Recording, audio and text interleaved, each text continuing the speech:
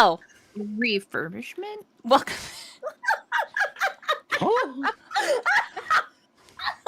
Sorry. In their defense, I didn't tell them I was going alive. I just switched it over. Do your recap. Yeah. So a lot has occurred since last episode. Myself and Bishop had a heart-to-heart moment with each other, speaking on our story of our blood brothership, if you would, and why we work together. And remembering that Bishop is still a person, has things that he is fighting for, like myself. And then during the current events of McCoy going absolutely mad, wolf crazy, destroying the place, almost killing some people. Marquis and Viola finding him later, curled up in a bunch of cars, if you would, laid out across a tree, something naked, bruised, and beaten. We're all broken, heartbroken that we have lost someone important, mainly Viola. And it's hard when you go through loss. You can't think of many things as we are trying to figure out what the next step to take towards what we need to do, as everyone is mentally preparing for gathering equipment, making sure everyone is okay. You know, it's hard. We're fighting for an overall goal now, and we are, as Marquis always likes to says, take the bitch off the throne. And now, as we gather everyone to attend to our broken boy, McCoy, Marquis is handling that with his husband, who is of Garu-like nature.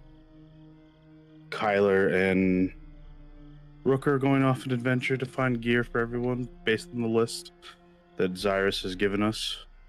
Xirus is working and coping in his own methods and his own design. Jericho is probably going to end up having to replace every single bit of groceries that he has received, while keeping an eye on the other three.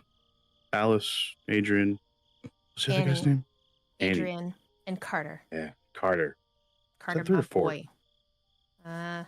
Well, Carter is Three. now my. He drank from me. 3. Yummy yum. Ah, And true. Yeah, Adrian is supposed to drink from me, but we're waiting for Vincent to come back. Yeah, it's Check very true. and see if it's. As long as nothing else occurs in the big hole, boom, werewolf everywhere. Yay! I think I covered the majority of it. I feel. Hmm. If I'm missing something, well, damn, you'll have to go to Void Doll's channel and watch the rest.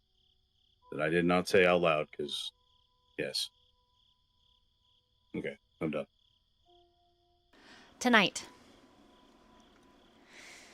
we begin. Not immediately where we left off, but I'm going to ask you to extend your imagination, suspend your disbelief, and come with me on an adventure into the dark. The name of the game,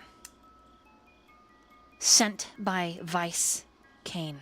Or, Lazarus Kane. Vice Kane is his little boy. Lazarus Kane. To find Vice Brown.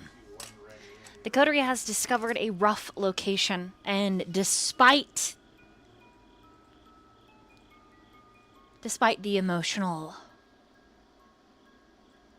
difficulties, the sacrifices, the loss, we push forward. Xirus, knocking on your door. It is slightly opened. Mind you, this is the chamber to your room here at the facility where you are packing your personal belongings. A familiar face appears in the doorframe, marred with worry and a healthy amount of curiosity. Jericho, I believe Marquis sent you on a quest to ask the de facto leader of the coterie a question. Correct. And so we begin here. The both of you surrounded by the mahogany and rich wood scent of Xirus's room. There's a faint hint of something bourbon in the room. The carpet is plush. The room itself, well, Xirus, why don't you describe what it looks like? Is it rich? Is it sparse? Is it done in dark colors? Take it away, Val. I believe his room here at this facility, for the most part, the most lavish part would be the bed. But overall, it would have shelves of books. It would have a single lounge chair and a little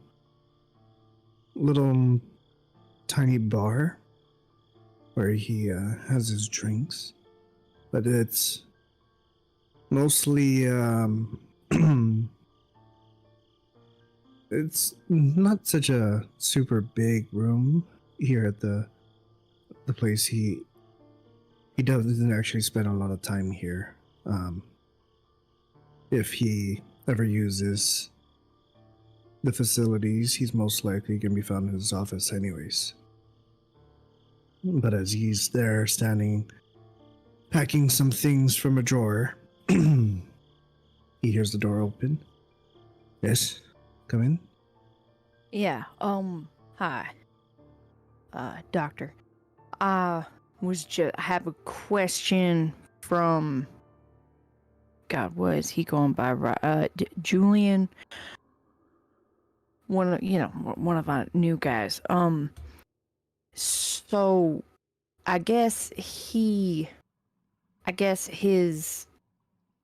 think his husband.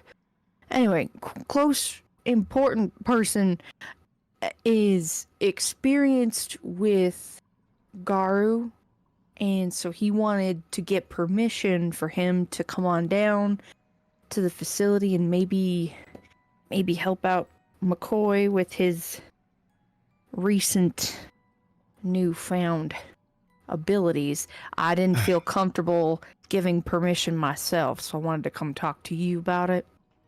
I'm aware of who this is specifically, right? I did mention to everyone else, I don't think that Xirus is there in particular, but I did say that you already know who my husband is, but I never specified his name. Does Right. Val Xirus. need a reminder? Because Xirus does No, know who this no. is. Yeah, that's what I thought. Yeah. Xirus knows, right? Yes. Yes. I believe that would be a good idea. He can definitely help us. All right, excellent. I'll let him know. Yeah. As he, sorry. as he's packing and you're talking to him, he hasn't turned around. He kind of looks absent-minded, but he's like, almost like he's a little too focused on just simply packing a bag. Mm-hmm. Is there anything else? I mean, I know you're busy, but I also just wanted to maybe check on you because of, what just happened.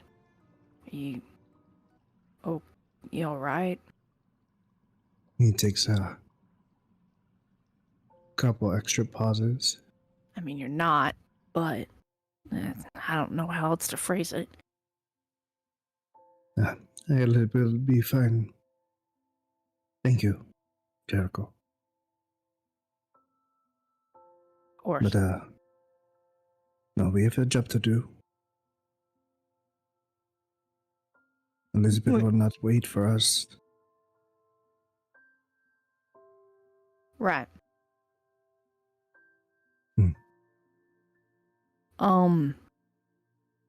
Is there anything specific you would like me to do right now with...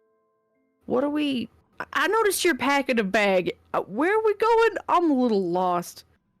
Actually, now that you say that, also... Once Sorry, my we brain... are... You're good? Once we are ready, we are to look for advice. Oh, We have like an right idea. now. Yes. Oh, We have an idea where he is, and we need him. oh, all right. Yeah, that's okay. To one subject back. Just sorry, brain's a little scattered. There's a lot going on. If you do decide you need someone to talk to, I'm always here, Doctor. Thank you. Jericho. And just nods. All right. I guess I'll go let Julian know that his husband can come to the facility to take care of McCoy, and I guess get ready to go find Vice. Yes. All right. Gives another swift nod, and right. I'm just a phone call away if you need anything specific. Thank you. Mm-hmm. And he'll back out of the room and go let And Julian know. As as you are closing the door, you notice he kind of reaches for the bottle again. He'll take note. And closes the door softly. And he'll go find the Marquis after that. Okay. During this moment, what is Rook doing? He is currently arguing with Kyler about the best optimal way of gear we need to purchase. Gotcha. And he is offered to staple him and loosely sew up his stuff with a needle and some really shitty thread, but he keeps telling him no. Rook used to be a field medic. He's not afraid of it. I want you to roll for me a persuasion and charisma. Holy shit. 4 successes. Okay, go ahead and roll an intelligence and medicine. That's so ass. Ooh, never said he was good at being a medic. Ooh, shit. I did not get any. Okay. There's a distended moment of time, bloated with the weight of Kyler's anxiety. And when you both pause after your stitching and your stapling is done, Kyler says through a mouth that is a little too tight, How do I look? It feels a little tight. to say that he looks like the cousin of Leatherface would be a kindness at this point. Feel like I put so did a little too tight, like right here. Hold still. He's got like a pair of scissors. and he's gonna I'm cut having me a little bit of a too- hard time seeing it on my left eye, and I know. Hold on. Give me a and second. I'm not. gonna I fix it, can't I'm really. gonna I fix can't it. feel my right nipple. Did you fucking would've- staple me wrong? He just like. Ooh, wait. That's right. Hold on. I'm gonna fix that. Okay, why can't I move my arm? Hold on. Hold. It's okay. He tries to It is twist in the chair. okay. And he ends up falling flat on his face. And he's like, "What's wrong with me? What the fuck did I you told do you to not me?" to move. Why are you moving? And he starts to worm towards you. I'm gonna freaking break your ankles. What the fuck did you do to me? Hey, I never said I was good at being a good field medic. I just made sure people stop bleeding. You fucking convinced me. I had faith in you, and you ruined everything. Hey, man. You won't break apart right now. I just gotta readjust the stitches. He lunges for your ankle, fangs extended, elongating, punching out into the air. What do? I just kind of move out of the way. Okay, roll a dexterity and Jeez. athletics. 3 successes. Okay, you will take 1 point of superficial damage as he got 9 successes. Ah, He criticaled. okay. Um, Jesus, okay. oh, yeah, twice. Let's see, wait, yeah. God. Oh man. I have 4 zeros. Hey, I said I was gonna fix it. I was gonna. You can't he get is mad at me. just latched onto the ankle. Not far. Bishop comes around to the corner and pauses, watching the Hey, give me a violence. hand. Stop staring. Or stare. I don't care. Shakes his head no. Ah! And Kyler is just like. You're not bleeding I'll remember this. because the blood isn't roused, but he has bitten through your leather boot, and the tear Not my of your boot, pants and man. sock. When you finally get away on. from him, he's got a chunk of your shoe, your sock, and your ankle. And he spits it out. He's like, You want me Why to do I boot, look like dude? this? What are you doing to me? Just sit still. As this happens, Fix it.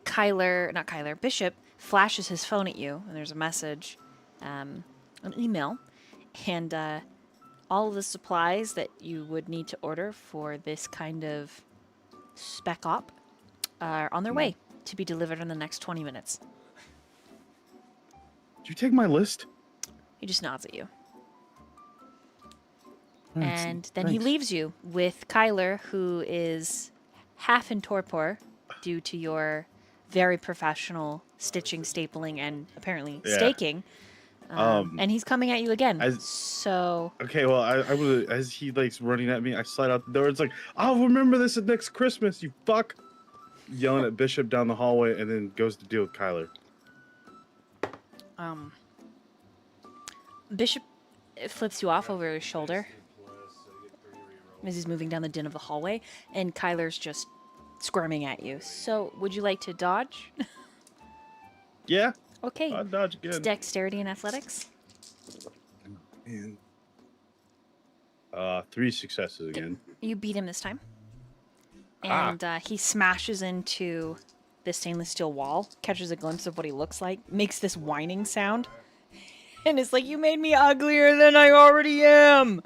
Why would you do this to me? No, And he never. rolls over I on would his never back. do that. I'm so ugly. You have a face only a mother could love. I don't And by have a mothers, I mom mean- anymore. I'm an saying orphan. mothers. You know what I mean? I'm trying to help you here, buddy. I guarantee there'll be a His- mother in a bar that'll be like, "Oh, you're sweet." You hear Bam, this nailed. chirping sound, like a cat. And his gray cat, very ugly, very cute at the same time, comes around the corner, and the cat hisses at him and runs away. And Kyler's like, Even my cat doesn't love me. We'll fix it. It's okay. It's okay. Look, buddy, look. Field medic. I made sure you're not bleeding. I may have sewed it too tight. You just gotta sit still. roll an intelligence and a medicine once again. I got 1 success this time. Okay.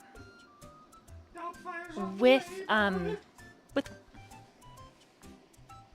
with 1 success. Sorry. You can fix his face or his ability to walk or his arms. I say his face for right now. Okay. So you get the face rearranged, unstretched. You end up putting the tendons back where they're supposed to be and like releasing the muscle. You're like, okay, buddy, you need to rouse the blood now. And he's like, what the fuck do you mean? His face looks fine. Why can't I feel myself from the neck down? Look. You're not dead. I'm gonna fuck you That up. should count for something. I'm gonna fuck you up. Hey, you owe me new shoes. And he uses his chin and he No, starts your crawling shoes. towards you. I'm gonna fucking get you, you fucking little bitch. Come here. I just put my foot on his forehead, just like, no, you're not. You just sit there. Ah! I'm gonna get you. You owe me a new boot. What do you mean? Ow. So he starts to chew through your shoe. Dude, what are you? Just peeling chunks back. Stop. I'm glad I have replacement boots. Heathen. Um, God damn it. he's not gonna stop. So what would you like to do? I'm gonna lock you in this room if you don't quit. Is You that want to be what- locked in the room? He's chewing through your shoe. He's almost at Alright, I'm man just gonna flesh. like kick him off to the side away from the door Okay. with a lot of force. Strength and to athletics. Get him off my shoe. Strength and brawl or athletics, either one. Wow. I Ooh, rolled really well. How well? Pretty. Well. Yeah, I got a success on just about every one of his dices. Damn it. His dice. Is that how I say it? Dice or dices? Yeah, geez. Oh my gosh, you roll so much and you. Dice I is rolled, the like, plural of dice. yeah. Wait, there's Dices. die is a singular die, and then dice. Dice Dices. is already pluralized. Like mice. Do I have a Mices. willpower that I remember having? Just- Yeah. Dyson. Who's Dyson keeping in the score? woods is with the donuts. Well, dice in the wusses and the woosh. Do you, Brain hurts. you might have. Do you have a GM willpower from this session? That's what I'm asking. I'm trying to remember. I don't remember. I Yeah. didn't write it down. I don't think But I might trust not. you. If you say you do, I'll trust you. I'll give him one. I'll give him one. Oh. Take one of mine. Here, have one of these. This is like a little piece of paper. Is that allowed? Is that cool? Yeah, you can. You have one from a couple sessions ago that you haven't used. Usually I write it down if you use it, but you Okay, haven't. I hardly ever use them because I just go with whatever I roll. But in this situation, no, I'm fighting back against this motherfucker right now. This is payback. All the times is Lucas. Sorry, they got real. Oh shit. Okay, I got 4 that time. Okay.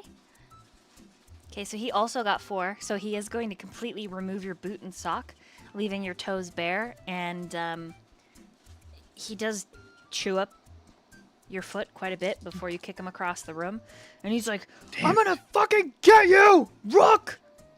Who do you think you are? You're not my husband! and then you shut the door, and you're like, what the fuck? I never claimed to be, and And I he- just shut the door. I'm just saying, and he just sits against the door. It's like, man. He just texts Bishop's like, did I bring a spare pair of boots? You get back. No, but I'm sure Xirus would be happy to oblige. Happy to oblige.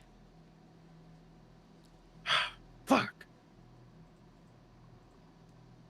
He just kind of like leaves the door like locked. He's like, all right, I'm gonna leave you in there until you calm down. You hear And shouting he just, from beyond the steel door. I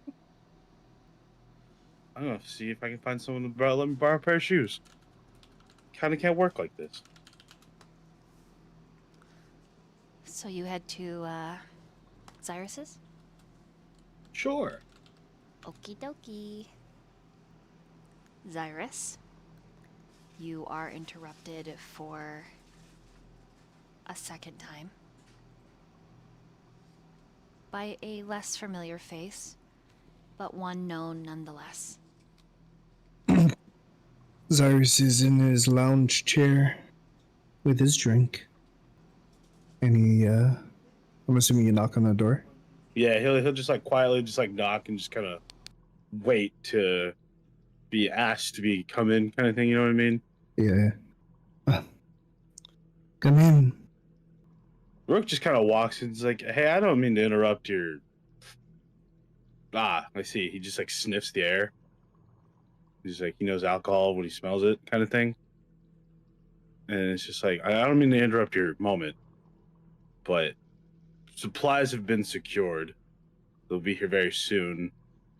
Do you have like a pair of shoes I can borrow? This is gonna be awkward, weird. Kyler chewed off my shoe. Kyler. Yeah. He's very mad at me right now. I tried to help him stitch himself back up so we can go get said supplies. Then he bit off my shoe, bit me. He's very mad and can't use his majority of his body. And he's kind of stuck What- in a room until I let him out. Can I use his body? Stuck. Yeah, he just because the way he got stitched, he didn't. I'm a field medic to a certain degree. I just did enough to where you'd stop bleeding, and then someone else would patch you up if you lived. You know what I mean? He takes a sip of his drink. Good. Guess it'll be a little bit quieter for a bit. Would you like a drink? I'm not going to say no. Yeah. Points to the other glass at his little mini bar. And he'll pour like half a glass, and he'll just like raise it to you. You know, and so he'll ask like, "Yeah, go ahead." He just goes, so what made you decide to join our group? I don't think we've had much pleasure of talking yet. Rook will take a sip for a second, and then he'll just look at you. Did I call you boss? We wouldn't call you Xirus. Like, out of respect here, I just want to know. Xirus I is work fine. for you. Okay, Xirus. You're a family man, correct? Yes. Okay. I indeed am too. As deranged as I sound, willing to stab someone, put a gun or bullet hole in someone's head. The whole nine, right? I unfortunately had my family taken from me by her. And it hurts, you know? I've spiraled a little bit. There's a possibility my wife is dead or turned into a monster. I'm not sure. But it makes me very angry. It feeds the beast in me wanting to kill everyone for just moving awkwardly in my general vicinity until I figure out the answer. But she also has my daughter, my baby girl, my little princess. And I'll burn this whole city down if I have to. I figured you would understand. Based on the information that I understand about you. Does the rest know about this? The others? The coterie. Not particularly. Marquis, well, Is the Marquis.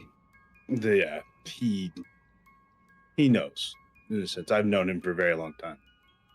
Yeah. So, Raises a glass to you. To family, then. to family indeed. Understand what you're going through. We'll find out what happened. We'll get them back. Indeed so. As for Kyler, leave him in the room for a little longer, please. Sure. Rook will take a moment. It's like he's missing his sock. He's like, man, this is a nice rug you got here. You know? I don't mean to awkwardly feel it with my foot, but you know. Yes. Kind of happens. Well. You don't have a sock on. You're just You're just raw dog gripping it right now. Yeah, it's just like, yes. Yes. There should be still some more clothes and equipment in the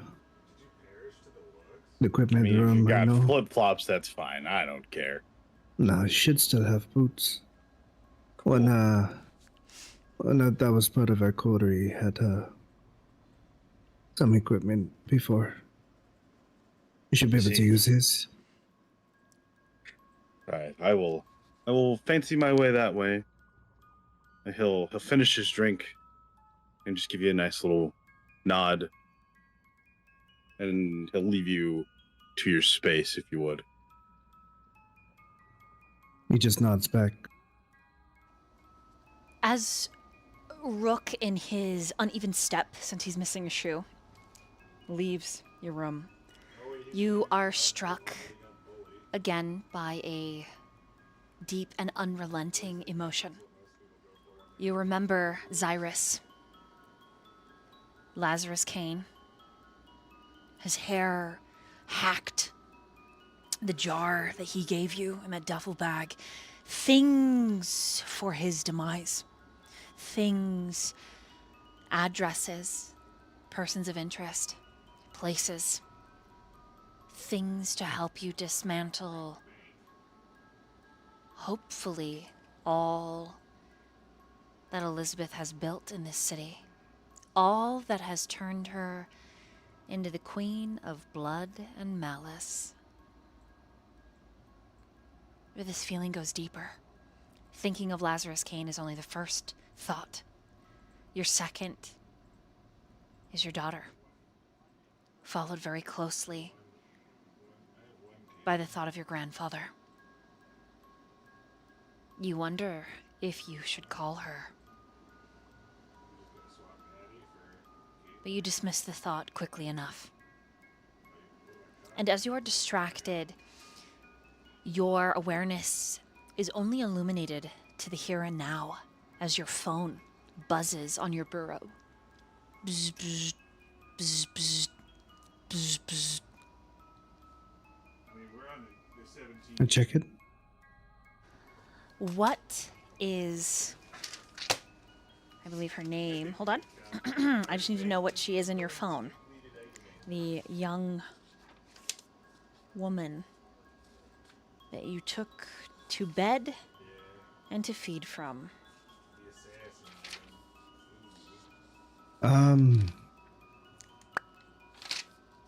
What did she Cherry, right? Charity, yes, but she goes by Charity. But I think she also gave you her real name. I think you would put it down as Charity. Okay. Text message from her. So it's a series of messages. Sorry, can you hear me? My microphone did a little strange thing for a moment. We can hear you now. Okay. Yeah. 3 text messages. The first is an emoji with a set of eyes. The second is a blood drop and a pair of lips. The third is, I know it hasn't been long, but I miss you. I'd really like to do that again. What time is it currently? It is the beginning of your night. Probably 2 or 3 hours after the sun has set. Maybe less. Yeah. He swirls the whiskey in his glass, looking at the text Roll a and composure looking at the time. and resolve. Resolve. That's 5 successes. Okay. You do not have as visceral a reaction as you would have to the thoughts that ruminate in your mind. Her skin, Xirus, soft like a silken sheet. Her eyes, that unique color in the throes of passion and bloodlust, flashed a peridot green. So bright, they cast a glaze of color over the blackened sheets, and she tasted, both at her vein, and I'm going to make a bold assumption here, and the core of her being, as sweet as cake.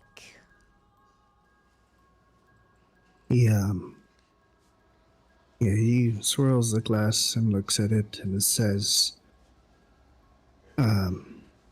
he texts back, after this job is done, I will contact you. Unless you could be of use for me. You see the 3 dots appear, like she's typing, and they vanish for a moment. Then they return. Depends. What do I get? A woman such as you, what is deemed worthy of a reward? She sends back an emoji with a set of fangs. And then your phone begins to ring, as if she's calling. He answers. You answer and you see that it is actually a video message. She says nothing, but she is framed perfectly in the phone camera. Behind her, steam rises from an all-glass shower, and the towel that she is wearing, she unfolds slowly, inch by inch, and you see your work. And just as the peaks of her chest are about to be completely bared, she spins, dropping the towel, so all you see is her behind and that salacious serpentine tattoo, right in between two perfect dimples above her ass. A snake with feathered wings. And then she gets into the shower with the camera and the phone just on. He watches quietly.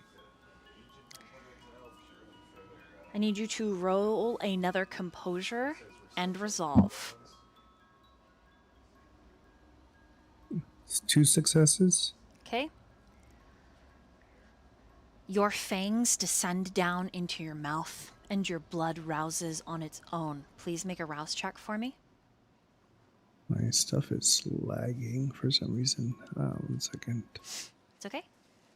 Succeeds. Okay. You do not grow hungrier, but you crave her taste. And it is a game that she plays. She knows exactly what you can see. And she moves in a way that you never quite get enough. And then eventually there is so much steam billowing in the tiled bathroom that is done in gray, sleek stone, that when she steps out, you have the perfect view of that little 11 line down to the apex of her hips, her thighs. But before you can make anything else out, the phone is lifted and you hear her voice, but you're looking at the ceiling now. Did you like what you saw? And if I did, To help you, Cyrus, I want you. And I want more games. he says, the thing is, my dear, it is I who will have you. That will be your reward. If you wish to be mine, you must understand. She's breathless when she speaks into the phone. But she says, yes, sir.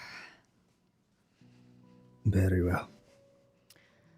Is this an email kind of instructions, or do you want to watch me get dressed and fill me in on what you need exactly? You have quite some talents. Am I aware? Or am I mistaken? Some would say I'm pretty talented, and she takes that as an affirmative and she sets you up to look in her walk-in closet. And again, when she comes into view, you see her shoulders, that nice line, those little dimples, and she disappears out of view. You get the occasional bare arm and leg as she begins to dress. I believe you could be useful for me. I guess it depends on what you want. If you're looking for raw power and brute strength, you might want to try a different tree. No.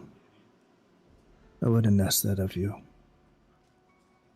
When she comes into the screen next, she's got this fairly short dress on, that's rouged on the side. It's got golden sequins down its black bodice. And then it tightens around the waist to this bunched up skirt. And she starts pulling on thigh highs that are sheer and black. And she does it languidly, slow.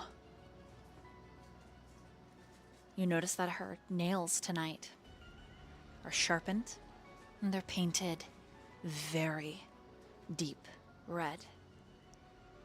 What is Xirus thinking right now? He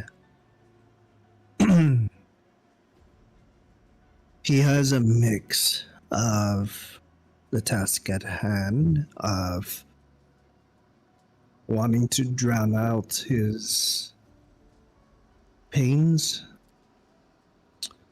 He's thinking of how she could be the distraction he wants. Maybe not what he needs. But he doesn't care about what needs right now. But he also knows that she is quite capable in other ways. Okay. From his understanding, again, she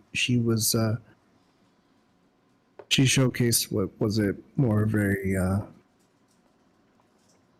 is it stealthy or agile Yes. abilities? Was Very cat-like. and with the current task at hand, he might, any pluses, right? Any benefits he could muster to make this a successful mission is something that he's looking for. She finishes pulling on the second thigh high. Her fingers brushing the top of the lace. If she moved just right, you could see if she was wearing undergarments. You have a feeling she isn't. And then her eyes flick to the screen, and you can tell that she's looking right at you. And there's that same peridot green. I am a very good distraction. And it depends on what mission you want me to help with. Doctor. Well, I would never ask you to put yourself in danger unless you are okay with it. I suppose it depends on how much of me you take. My dear, if I were to have you, it'd be all of you, or none at all. That is the agreement. She gets this wicked grin. Her eyes heat. Then we can play. Very well. What would you have me do? My talents are unique. I'm able to blend in with any crowd. And the sun is no great enemy of mine. Good. I will send you the details. And when this is over, you will come with me. You can imagine what she sounds like. The intake of breath that causes her ribcage to expand. And then she gets closer to the phone so that it's just her face in the view. And she whispers to you in a different language. You aren't exactly sure what. And then in English, she says, I look forward to it. I've got to go for now, but I hope you enjoyed our game.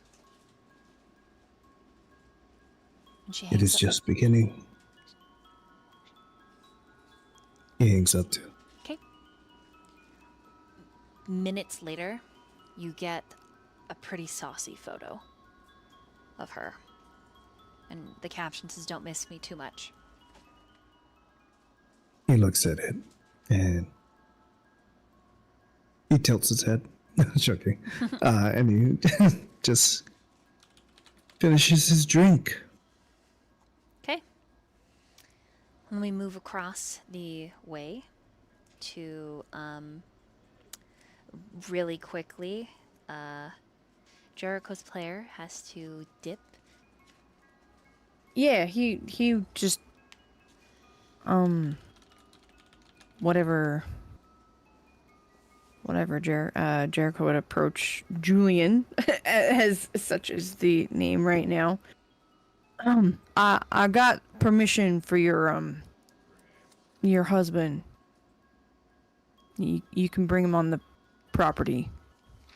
My thanks, Jericho. I appreciate that. Is there anything I can do for you? Anything I can offer? Money. I'm just kidding. No, I was more than happy to do it. Sorry I had to go get permission. I just didn't feel comfortable being like, yeah, he can come on over. That's fine. I understand the need for, I guess, consent. Makes sense.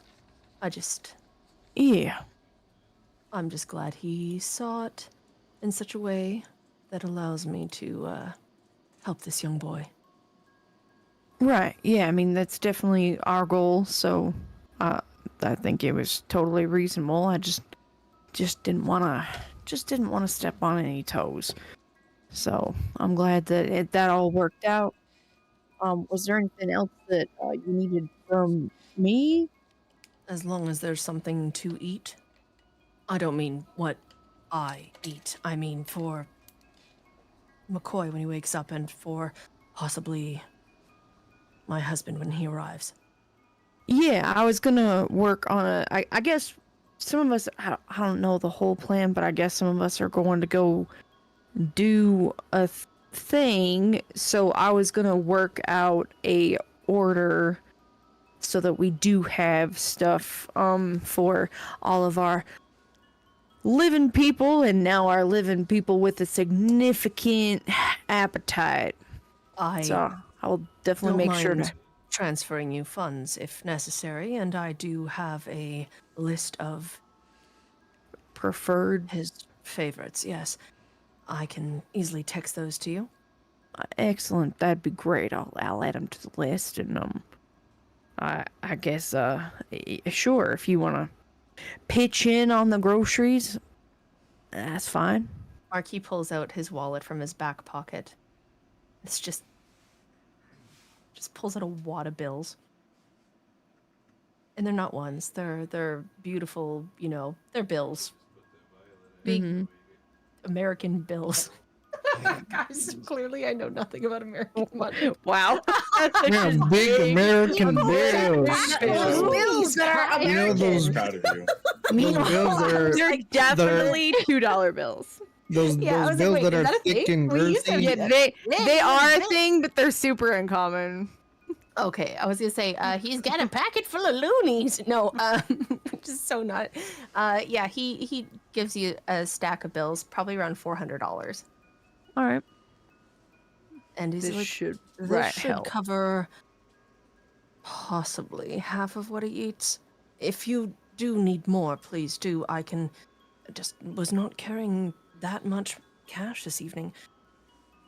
So if you pass me along, your credentials, I can easily send you money via the interwebs or whatever.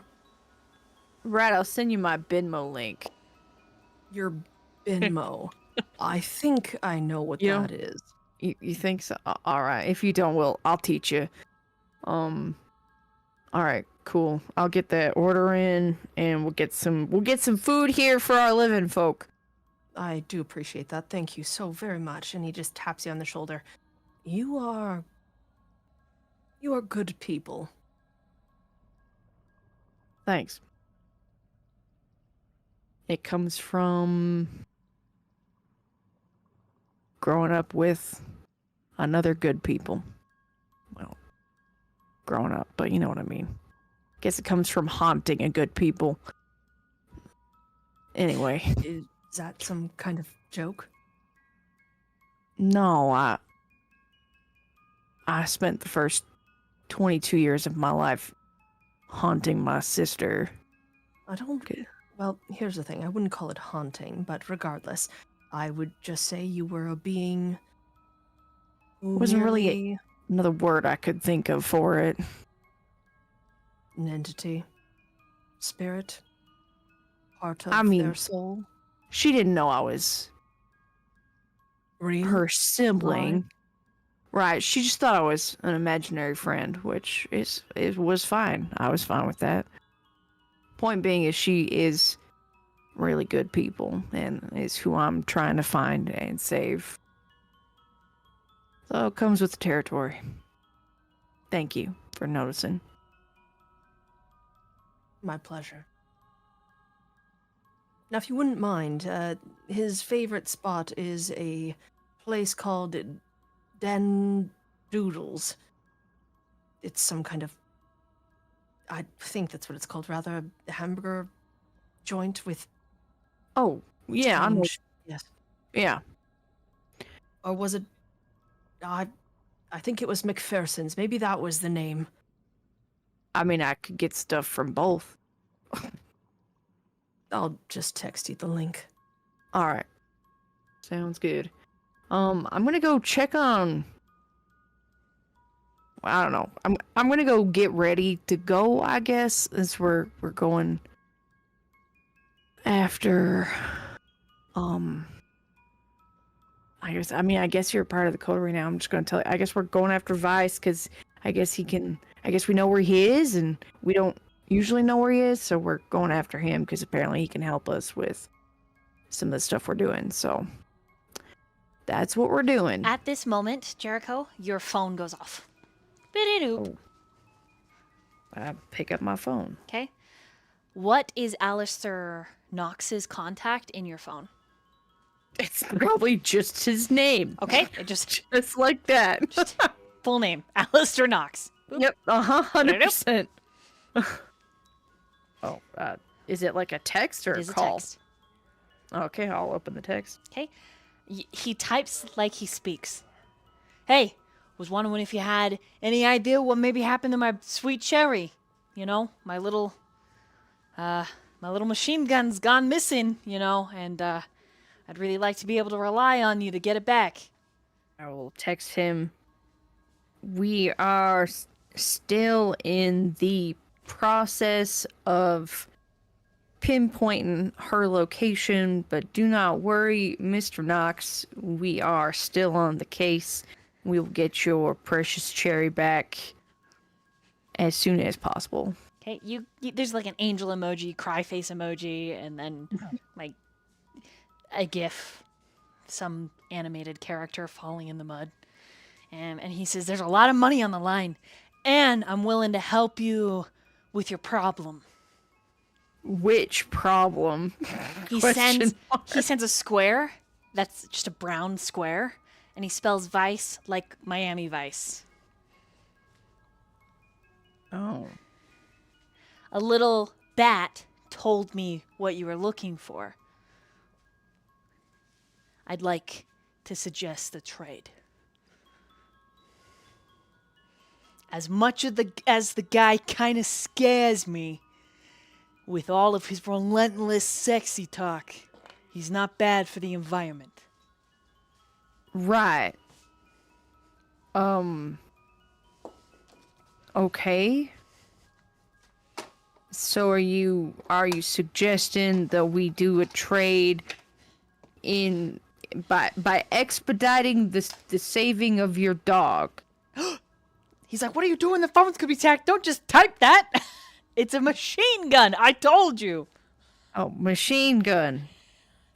The whole time, Marquis, he's just like furiously texting next to you. The phone is slowly getting closer and closer. The brows crinkling down over his eyes. I think he's the kind of person that mumbles what he's typing too. So, probably hears most of it. Like that. Yeah.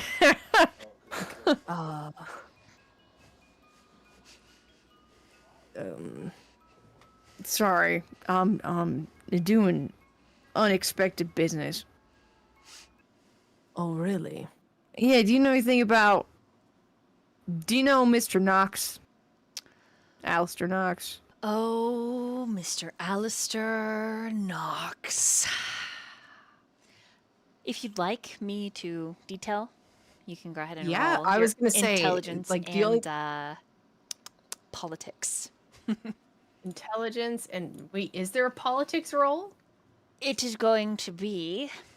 Oh, there is a politics roll. I don't even think we talked about Yes. adding stuff. We didn't do it. So I don't yeah. Oh, No, good. Yeah, we were supposed to add stuff in there, but we didn't do Oh, that. There you go. You have it now. Wow. What happened? Also, I just want to point out this is our first politics roll, everybody. It's Okay. exciting.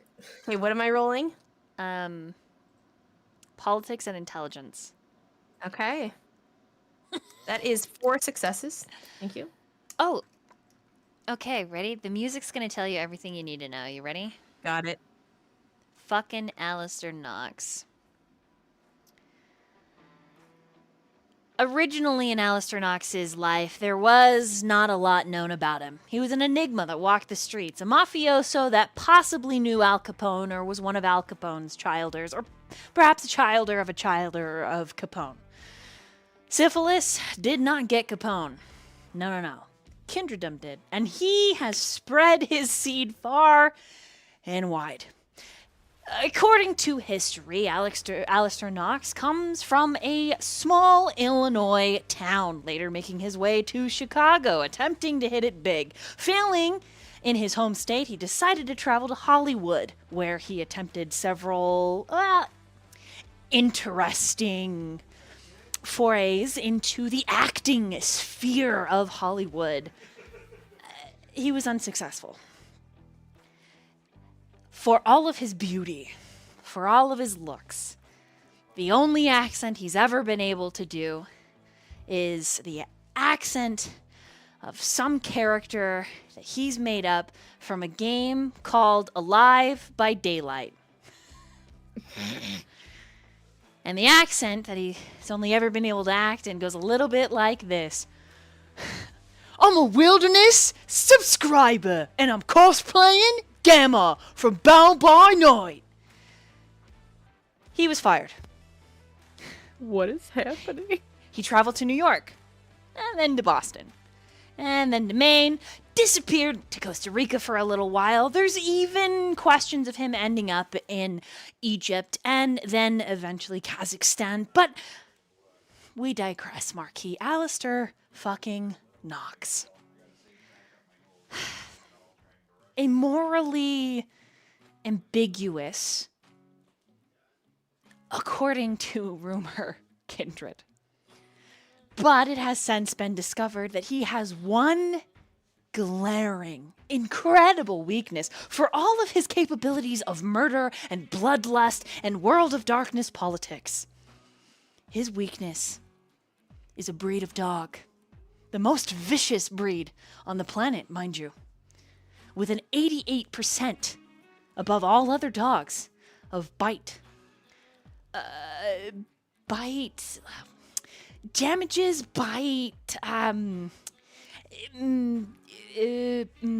incidences. That's a good word. And that dog breed is the one and only Chihuahua.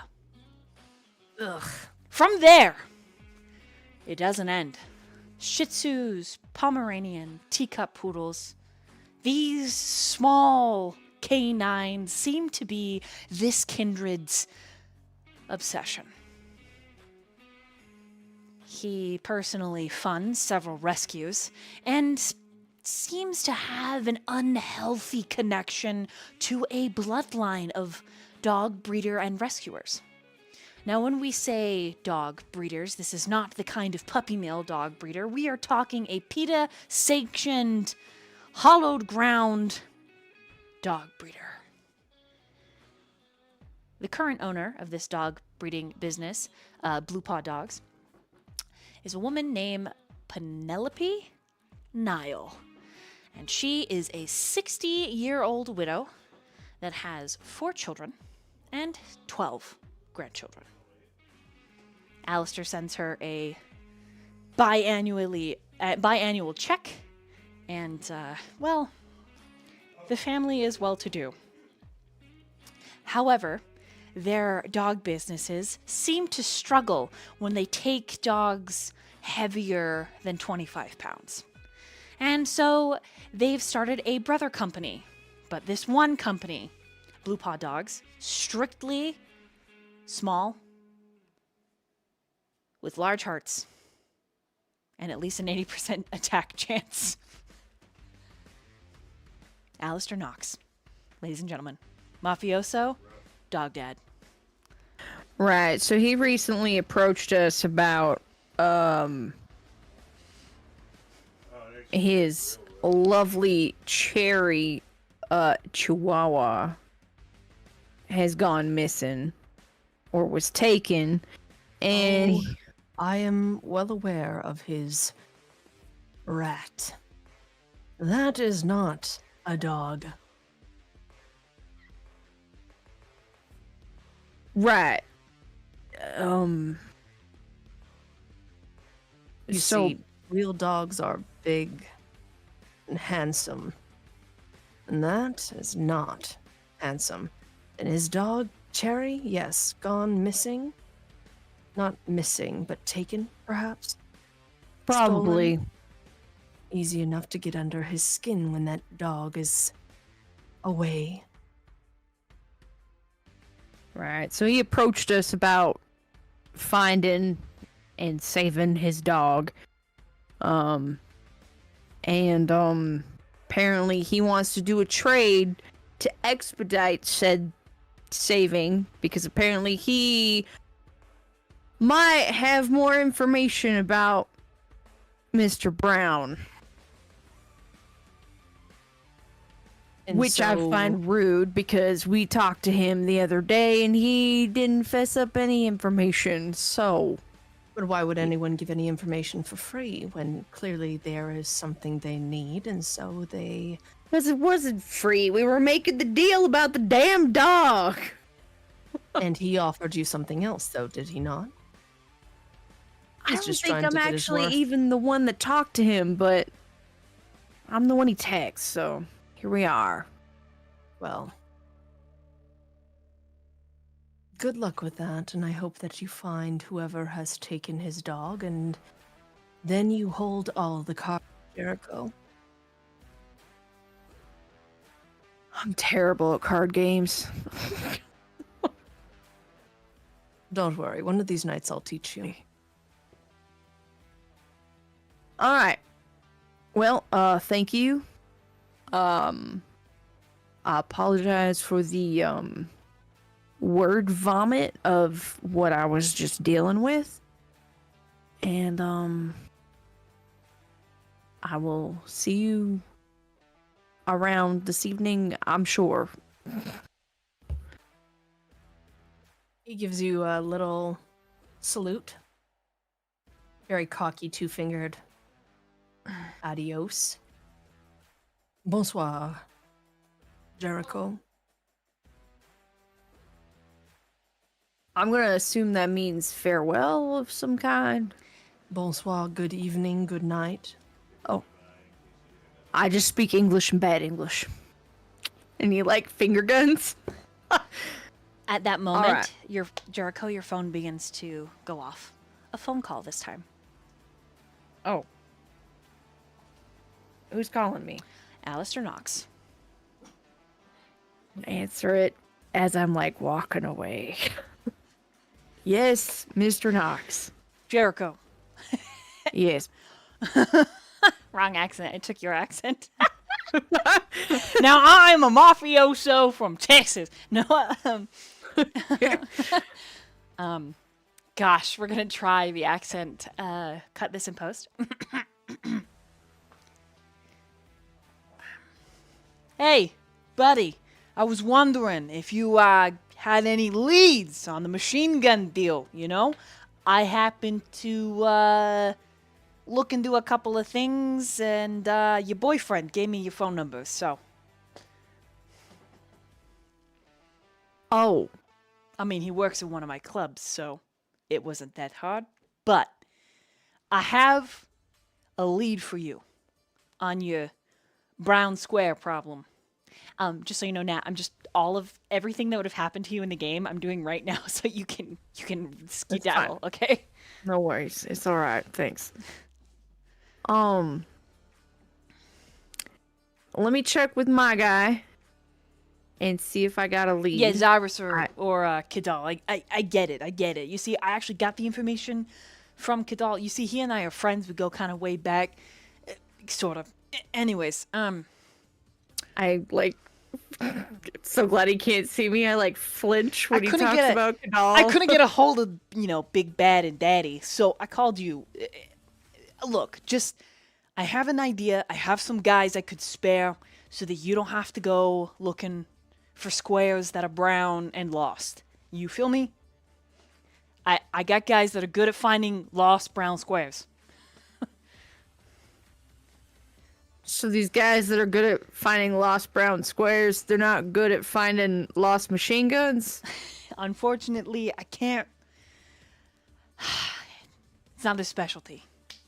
You see, things that Got it. are... Just brown squares. Right. Things that are brown square shape are easier to find. You see, they leave things like prints and sometimes DNA. Whereas machine guns, it's really difficult. Right. Because machine guns don't leave DNA. They don't. They leave DNA, right? They take DNA too. They will take it with their teeth. But they don't... You mean their bullets, right? Yeah, that's the teeth or the bullets, of course. Teeth. Yep. Anyways, they they don't have like let's just say it's different, okay? They're not brown square shaped, so they don't talk to people like brown squares do. Right. Gotcha. Look, I don't have to say it.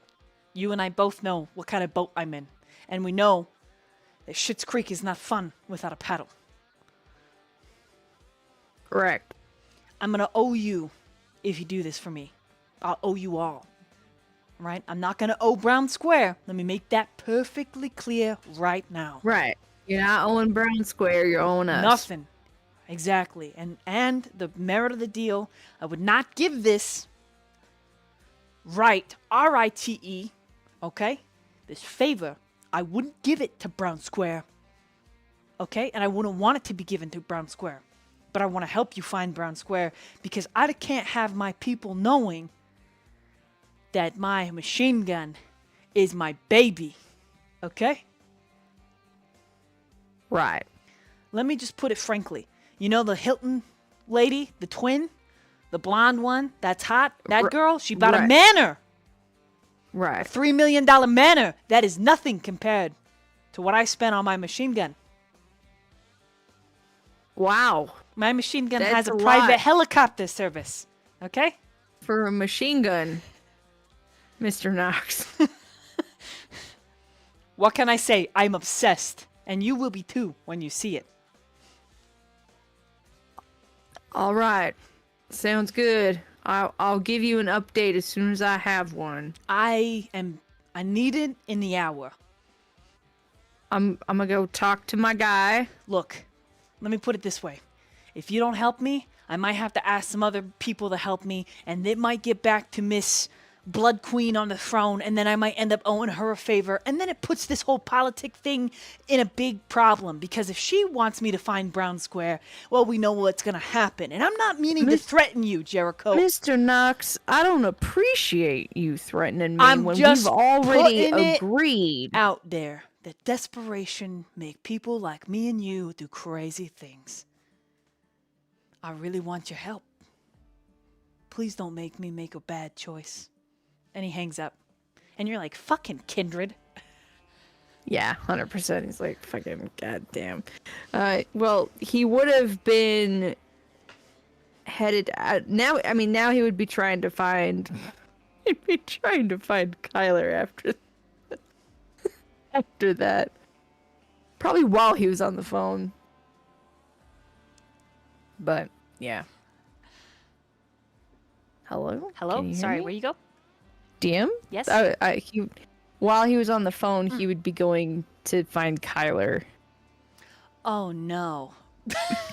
Oh. Yeah. Yeah. Roll an investigation and intelligence. And then give me one moment. I gotta read his whisper. I got 3. Okay. You find him. You hear him first, rather, and he's just screaming. Rook! Rook, you bitch! And then finally it descends into somebody! Fucking anybody! Help! Yeah, he just opens the door. He's What stiff as a on board. earth? What happened to you? What happened to you? Jericho, thank God. A staple Why are gun, you on the floor? a stake, and I don't know what else he did. Some kind of titanium suture string, and I can't move now.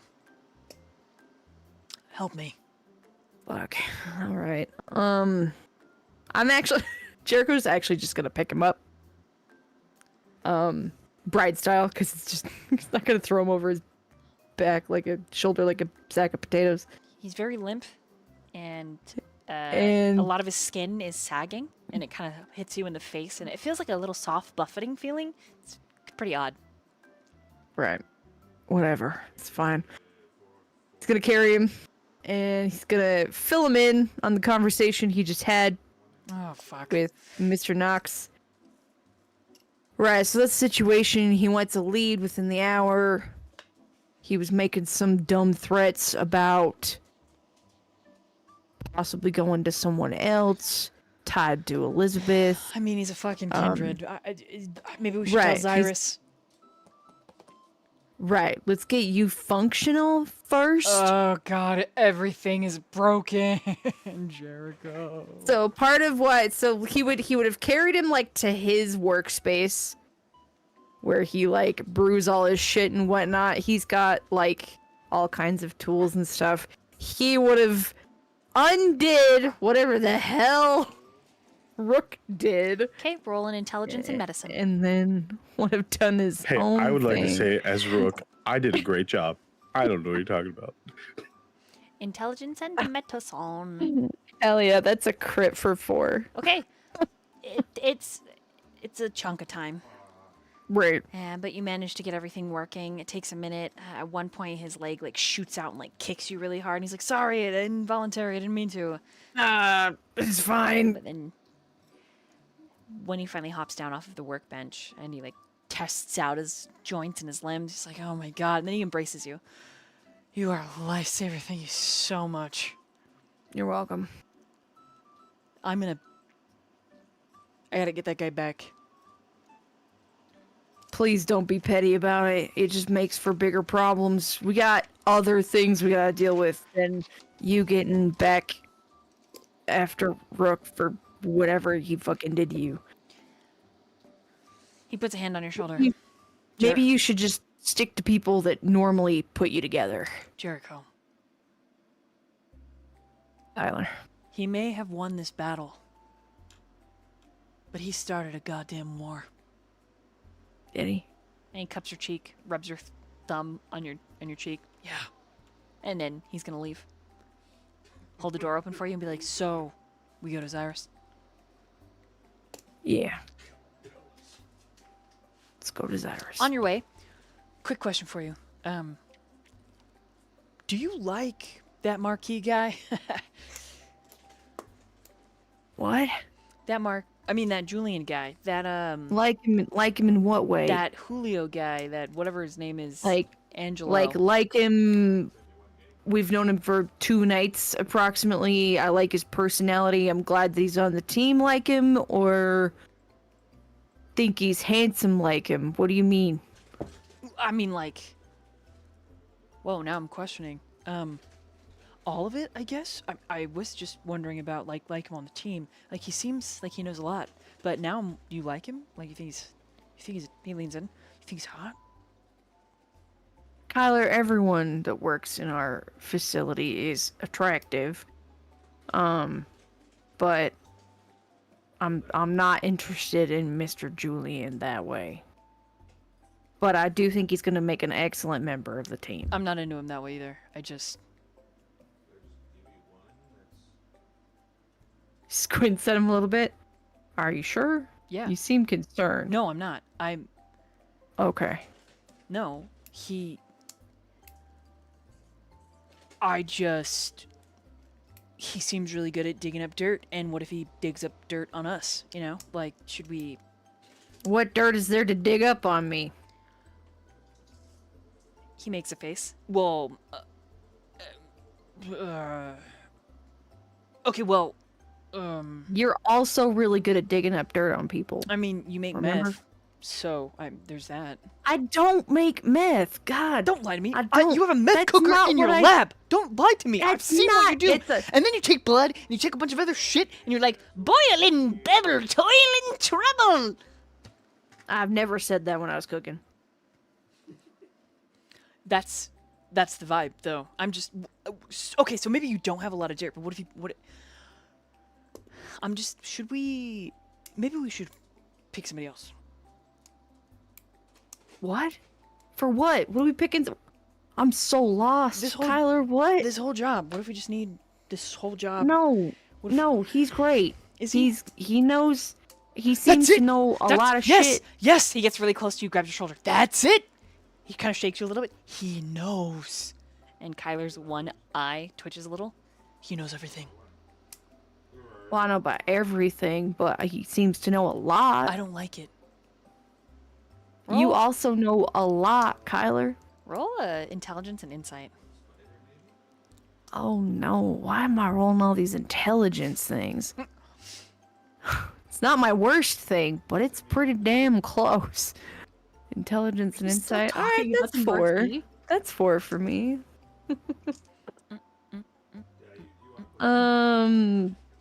2. Man, there is something he is really tweaked on. Like, with a 2, it feels like maybe Marquis knows a secret of Kyler's. Maybe? You're like 60% sure. Are you concerned he knows something about you that you don't want him to know? Is that what's going on? How do you know that? And he lets you go. I know you. You're my friend, and you're acting a little off.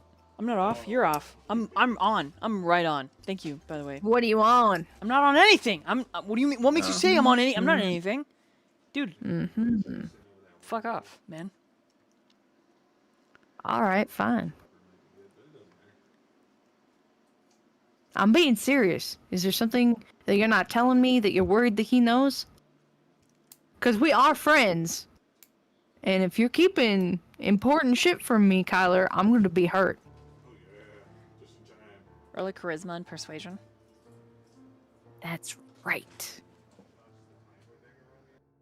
4. He's definitely yes. The answer with 4. Like he just there's something. Right, I'm persuading And- him. Is he going to tell me? And you see it in his face, right? You see that he wants to tell you. You see the weight of it. Like, his body language is screaming that you're 60% with your persuasion. You just put it all together.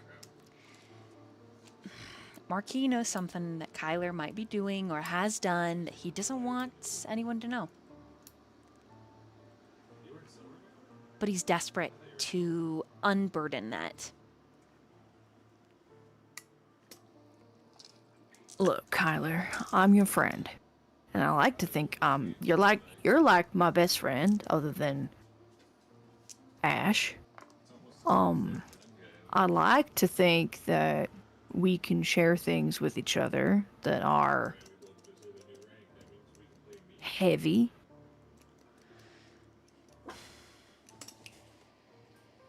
Is there something you're needing help with? Even if it's just like emotional help, or is there something you've been up to that I should know about, or... No, I mean, not really. Everything's fine. I just, we all get up to shit, and maybe he does know something I don't want him to know, and Look, I just... You know what? We have too much. Let's just not talk about it. I'll figure it out. You're one of my best friends too, Jericho. I hope you know that.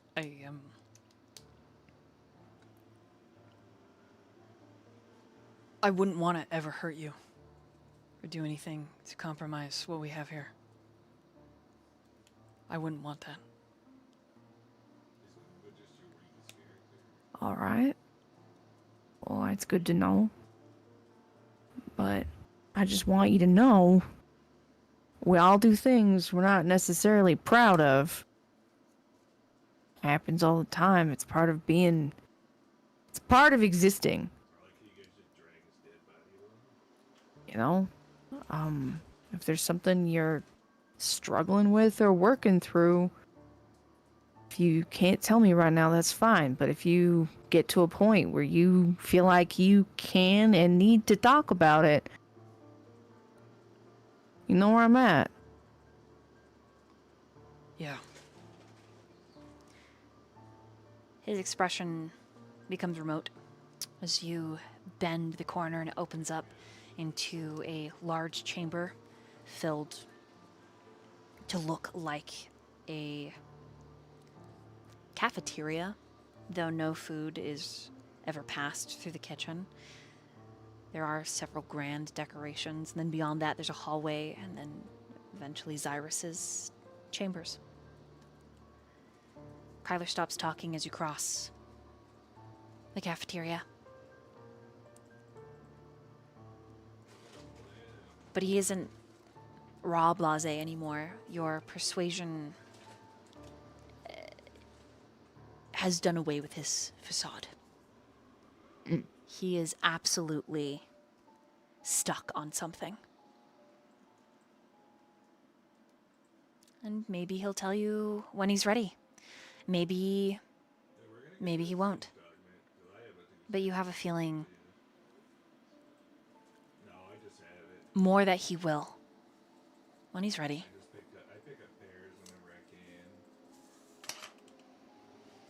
Maybe a different day. Right. When he's ready. Alrighty. Right outside of Xirus's room, he suddenly takes a hold of your arm, so you turn to look at him. He lets you go, but he speaks really seriously, very gravely. Hey, I just want you to know I would never hurt anybody on purpose. I believe that about you.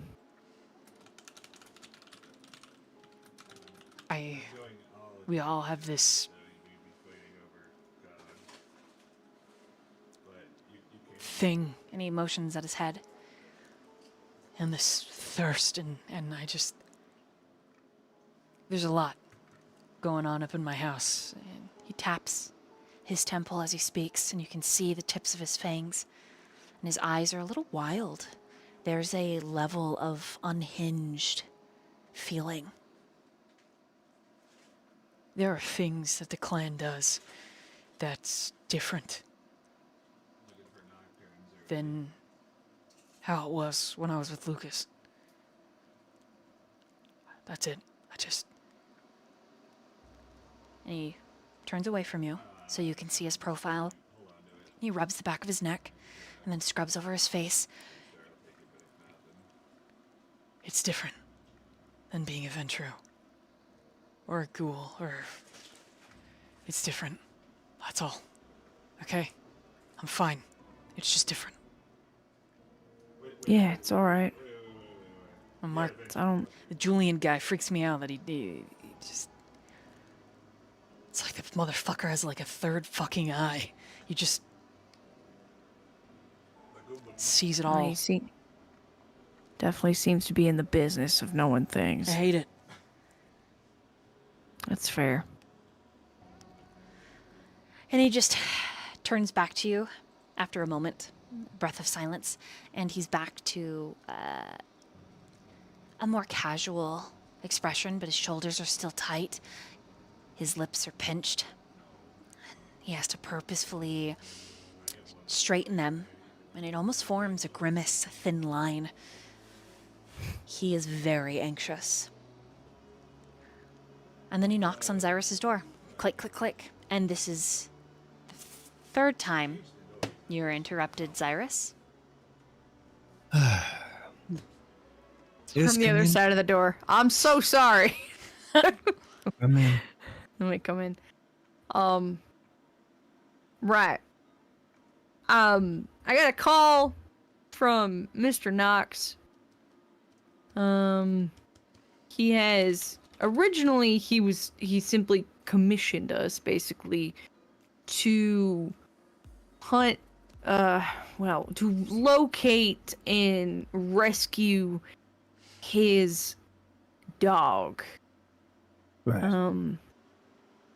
Apparently he wants us to expedite that, and in trade, I guess he's got some information about Mr. Brown that could be pretty pertinent to what we're doing.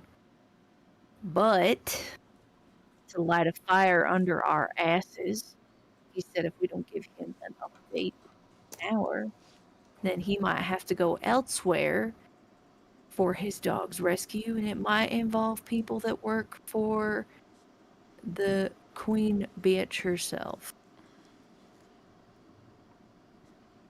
That's the long story short. He talked in a lot of circles. Took me a minute to really put together what he was saying.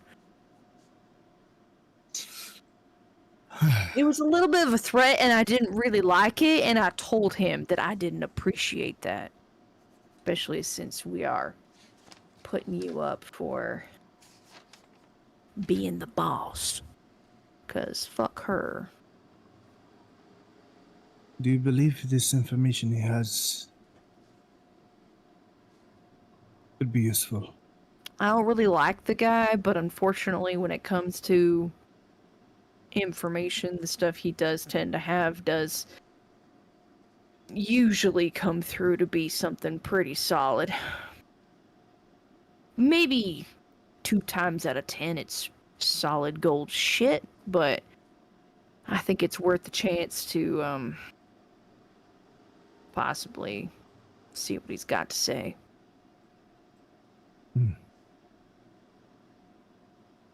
Yes. I don't want to ruin this opportunity. Xirus, Very well. I don't mean to be weird, but why does it smell like that in here? Like what? Well, I mean, it's just.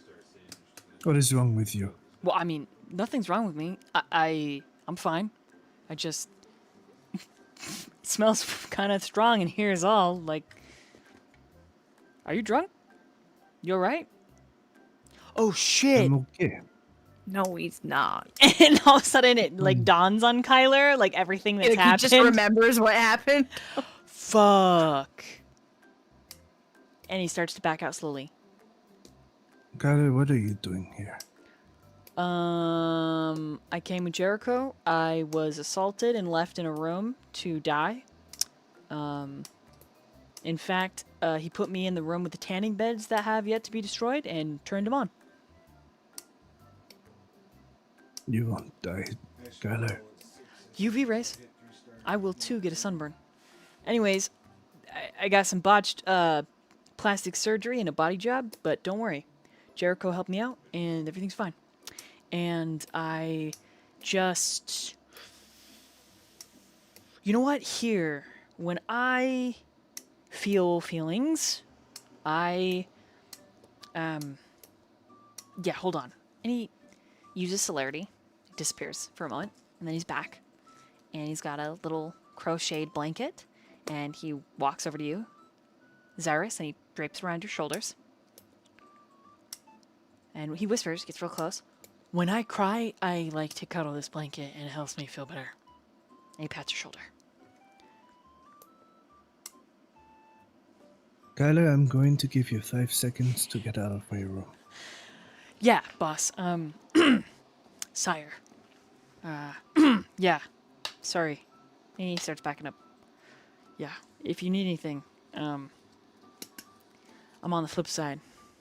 Ready to catch your flip-flop, biddy. And then he We have 2 more seconds. he blinks away. Oh, and just to give you a quick update just on the household situation, I did get I got some supplies and food ordered for our now living residents. So, they're getting taken care of. Good. So where are we with this dog? You know, I, as a player, don't remember if I don't think I have an update for that. I think I gotta go do some research. So I think that's what I'm gonna do for the next 30 minutes because I gotta get back to him within the hour. So I'm gonna go do that. But I wanted to update you so you knew what I was doing. Take Kyler with you. Will do, Yes. of course. He's better at it than I Yes. am. Yes. He has his skills. He surely does. Let's go, and I believe that would be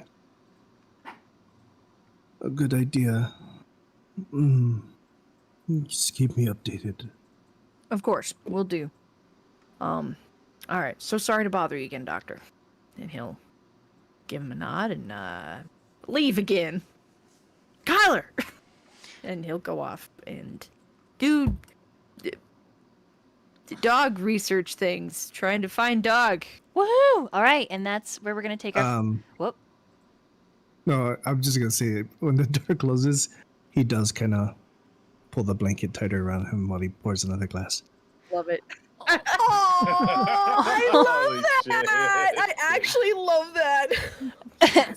Damn, Kyler, get out! I don't like that you are pointing out that I have sad emotions and you have a cry blanket, you loser. Get out! Holds blanket closer. She holds blanket around Yeah, him. she's the ultimate blanket. I fucking love that. Yes. All right, welcome back. We are going to take the story retconning last time. We're going to meanwhile to Viola. Last time Val left before Viola and Val could roleplay the end of her scene. So we are going to go back in time and we're going to show you that scene. Xirus, this is before you begin packing.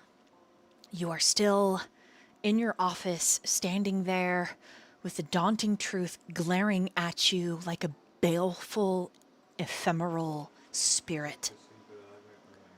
You do not want to believe that he is gone. And there is a large part of you that does not believe he is gone. Something as ancient, as virile, as powerful as him cannot be washed away in the ashes of dawn. Behind you, Xirus, there is a sudden perfume that fills the air, and your door makes little noise as it opens. Her shoes, as they stand on the carpet, make even less noise, and then a familiar presence wraps its arms around you, and you hear Viola whisper against your back. Go ahead and roleplay it out.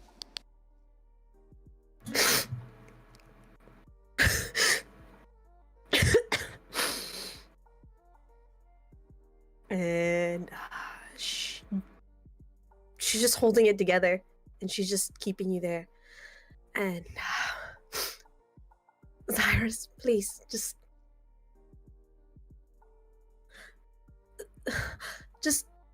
tell me what you want me to do. Just tell me that I need to, that I have a purpose, that I shouldn't just fucking go. Tell me I need to stay. He presses his hand to yours that's wrapped around him. Viola, the war is not over. We have much to fight. I don't know if I even care anymore. I don't even know if I want. I feel so lost. Yeah. You can tell that he takes his time with his words, as perhaps he's also sifting through his own thoughts. They are given another day, Viola. What do we do with it?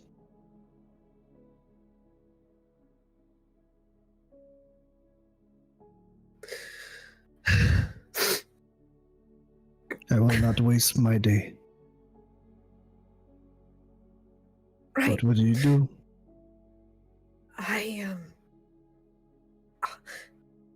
And she lets go and she says, "What will you have me do, Xirus? What do you need of me? Just tell me what you want.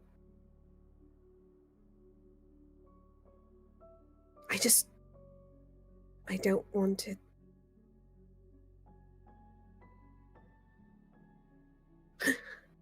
I gave you my promise with my blood. And it's so hard to keep that right now. But just give me the command. Use the magic that binds me and tell me what you would like me to do. He releases your arms so he can turn to face you. And you can see the muscles in his face tighten as if he's trying to keep it all together in front of you. And his voice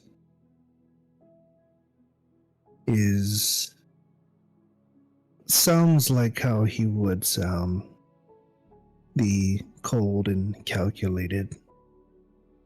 His expression shows a little otherwise, but he says, "In a war, we mourn when the war is over. But now we keep fighting. We need to prepare. We need to find Vice." Okay. I'll go and prepare. Thank you. And she walks out. And there's a part of her that hesitates to close the door, and she thinks about how much his voice sounds a little bit like a younger version of him, and it's not him. And she takes a deep breath. Just a little longer. Just a little longer. I just need to take. And she walks to her room. And as she's walking to her room, she takes all the pieces of her memory, every single thing that reminds her of him, and puts it in a box, puts it in a closet, and locks it away. And her mind, she focuses on each sound of the step, on the repairs that must be done. And she goes into the shower. She picks up her hair and she takes a very quick shower. And she's putting, just has a towel on and just looking at the mirror. And by the way, when she goes into the door, she uncharacteristically just left her room door open, which is very odd for Viola. And I have a question. Is the mirror cracked, storyteller? I think it's the one you broke, yes? Okay. She would try to rip out one of the shards of glass. It is an easy enough feat.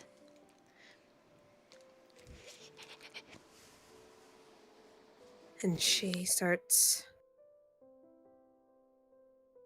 And as she grips the glass and she puts it near her arms,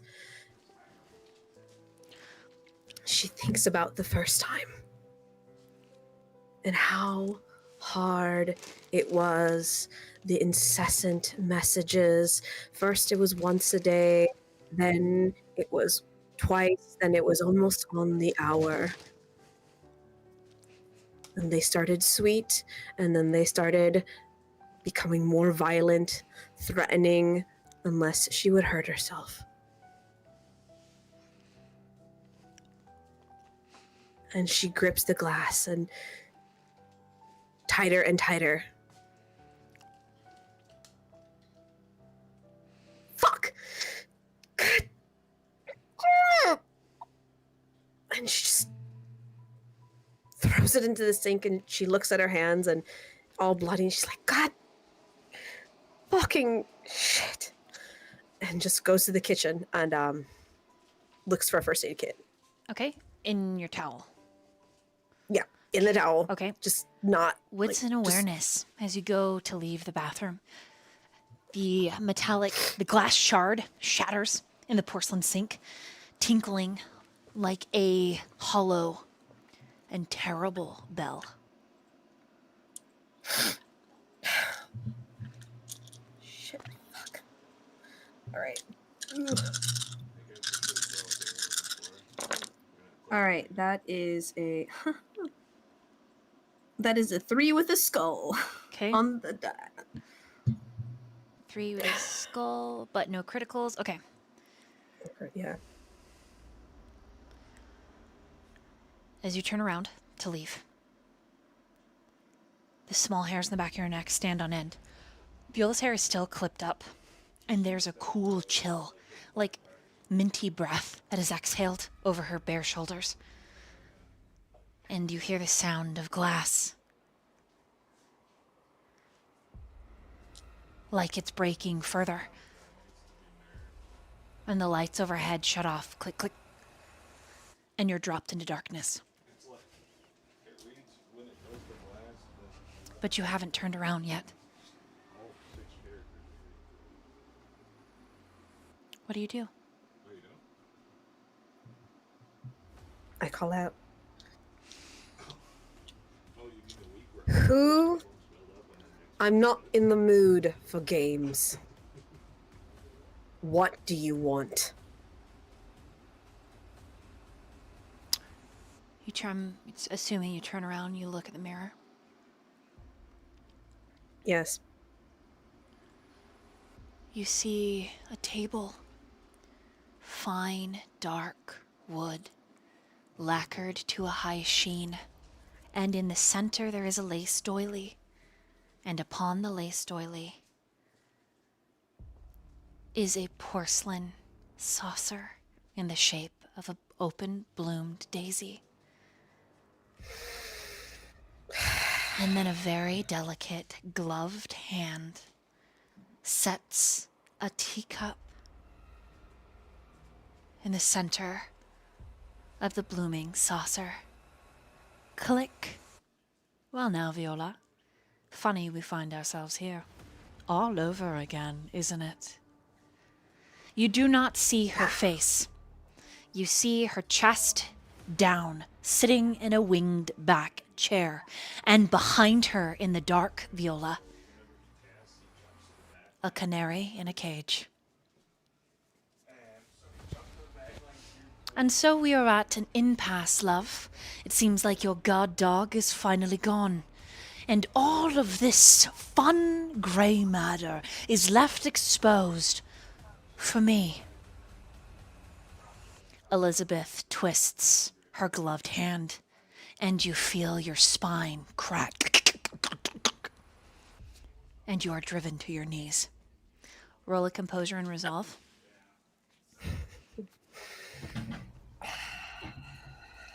It was about time. All right. That is 4 successes. 4 successes. Okay. You manage not to frenzy and lose your shit, fighting against whatever it is that is happening between you and the mirror version of Elizabeth.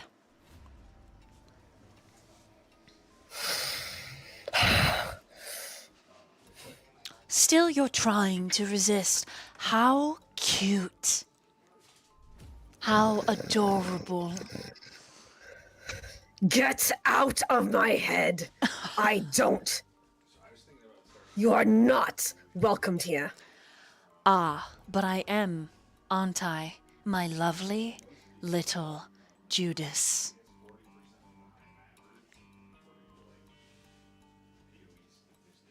I'm going to give you a choice, Viola. And then I'm not going to give you a choice.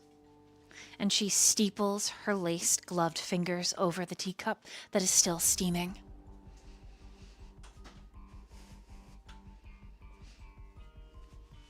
I have found the means to return my canary. And you're going to help me. And I'll let you go. An easy exchange. Her life for your freedom. You honestly think I'm gonna believe that? I don't have a choice in this life, and you fucking know it. But when does a prince settle with a pauper to make a choice? I am talking an old right child. A neonate you are not, if only in name. But I, sweet Viola Loveridge, I am ancient. I am a dark and powerful reigning queen. So trust me when I say I give you my word and my favor, your freedom, her life. A simple formula and calculation. You are the closest to the source and therefore the easiest one to ask for assistance. Ah, yes. Oh, fantastic. Wonderful. Ah, You have a specific... like every other promise that you've ever given me. I'm all powerful, I'm great, look what I can give you. Well, look where it's gotten me now.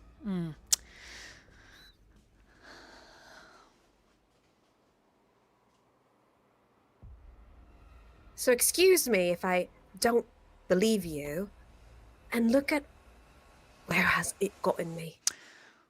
At least the choices I've made in the past year and a half were my own. Have they been? Judas sat next to the Christ at the table. He was there drinking from the same wine goblet. He preached the same lessons. He walked with the Christ in the light. And the Savior, even though he knew, embraced him. Embraced him as a brother. And for a few shillings,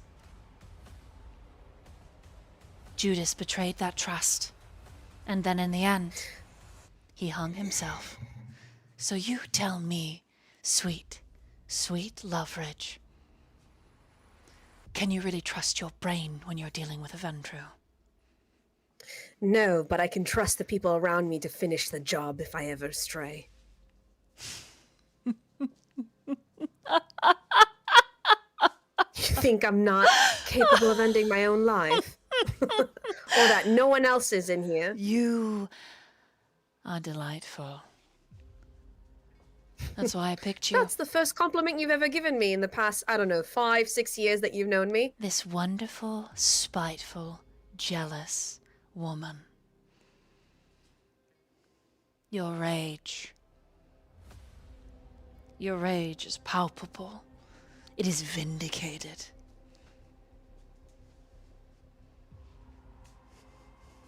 You have been molded through your hardships into who and what you are today, Viola.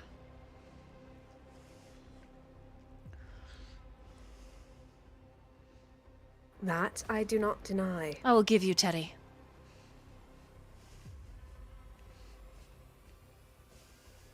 He's not yours to give. He's mine to take. Her hands remained steepled, relaxed. Then I will invite you to try. But that is my final offer. It's pretty shite, if I do say so myself. You can keep your offer.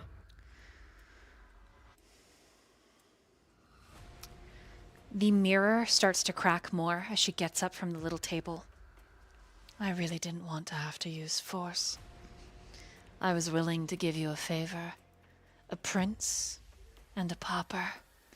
And she puts the gloved hands on the mirror and she begins to press. And it begins to crack more.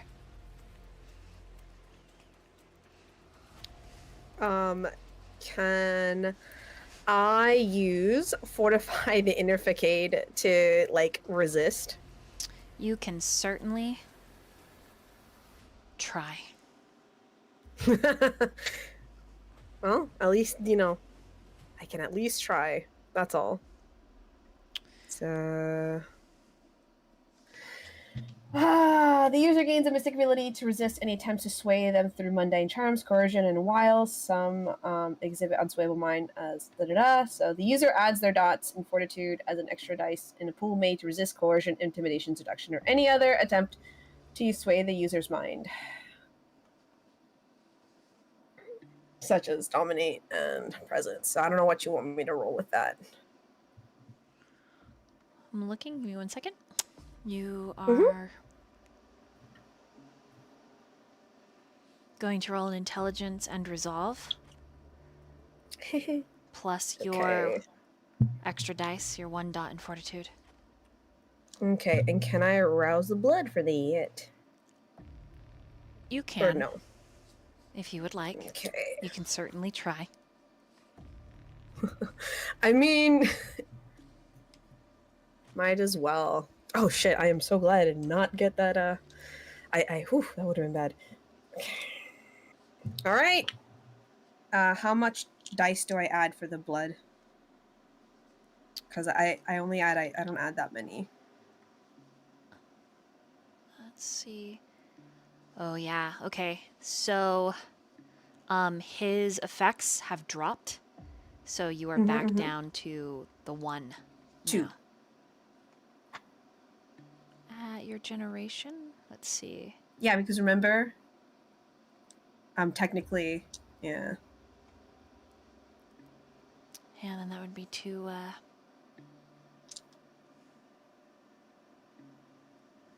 Alright. So 2 additional dice. Yep. Oh boy, chat. Things are about to get wild.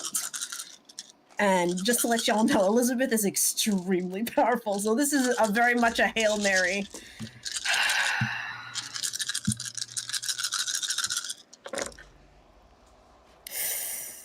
Ooh, let me see. Crap. Alright, I'm gonna fish for crits. So I'm gonna use a willpower for that.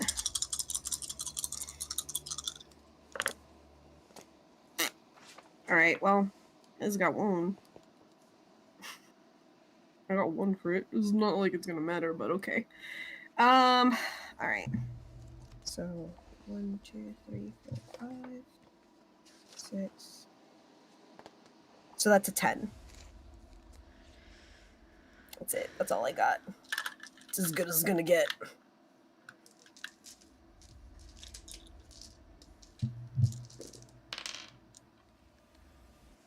Okay, give me 1 second.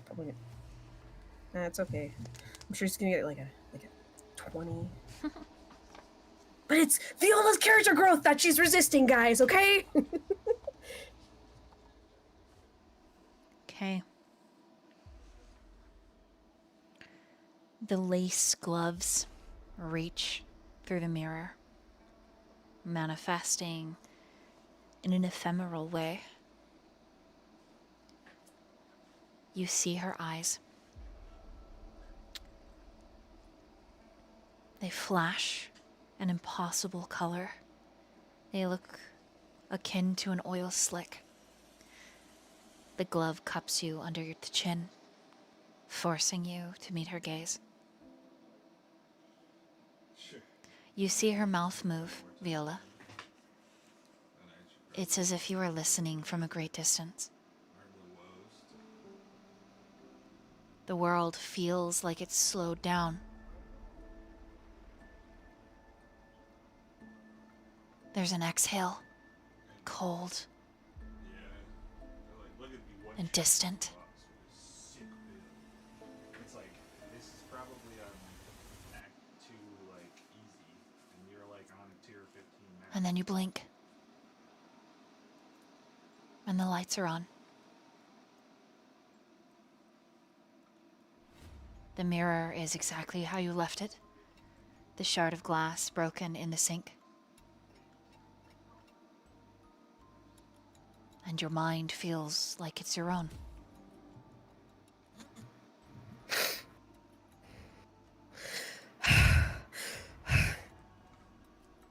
And Viola just vomits. As the blood pours like- out of your mouth, down the front of you, splashing over the white tile, it is a garish red, ungodly.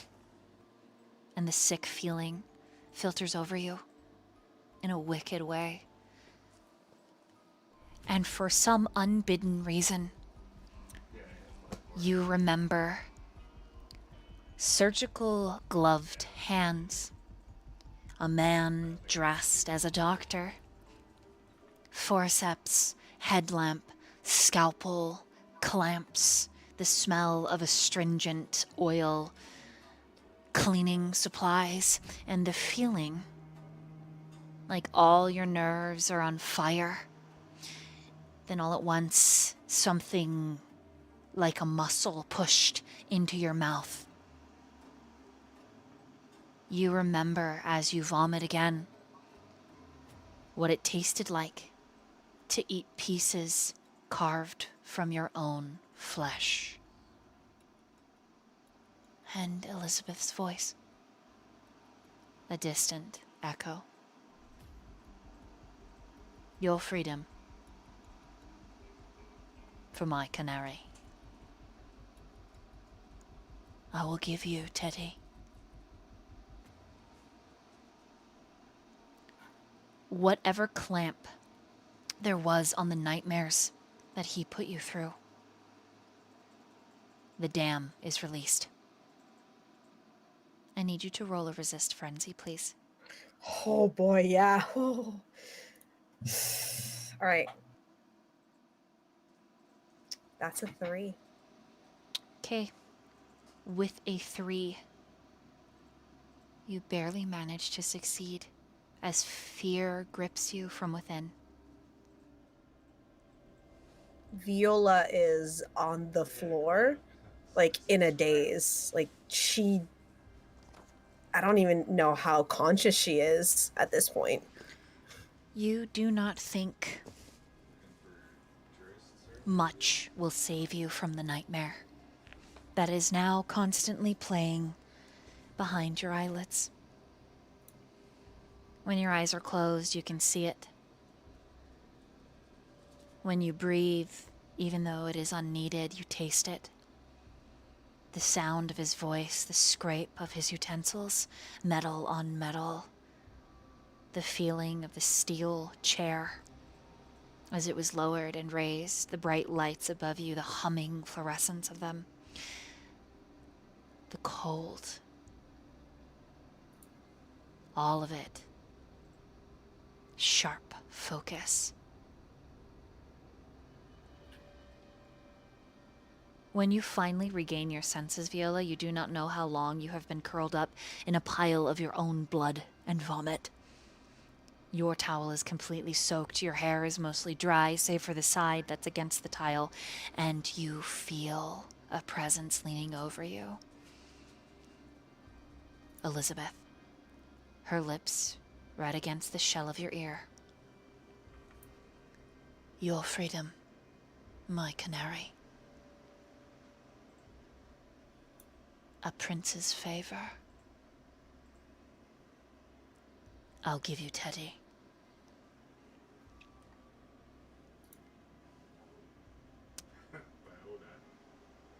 You have a feeling these nightmares of your creation will not stop until you make a choice. Like you are being corralled to make the choice in favor of what Elizabeth wants you to do. My sweet Judith.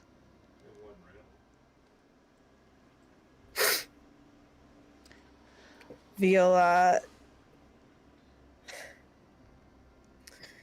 Even Jesus forgave Judas. You fucking bitch.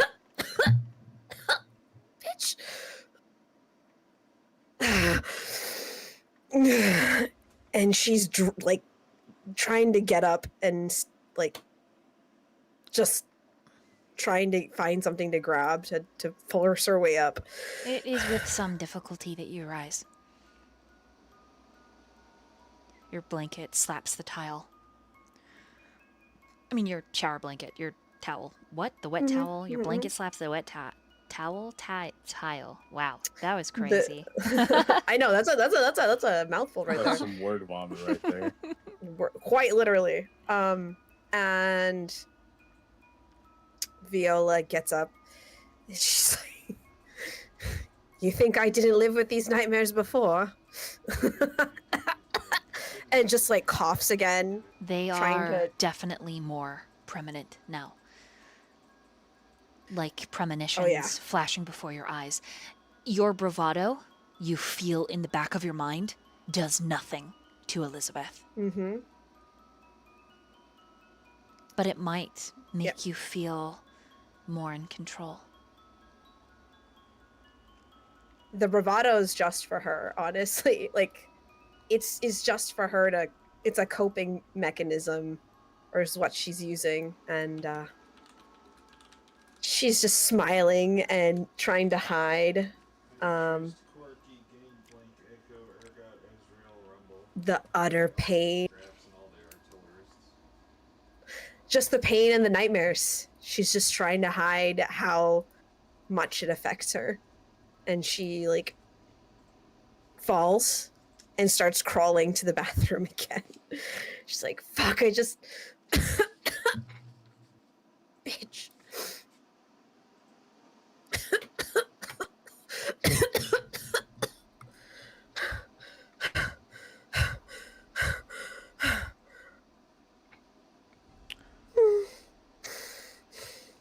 And she goes to the sink and just like starts washing herself off, take a proper shower this time with her hair and everything. And as she sees the nightmares, she'll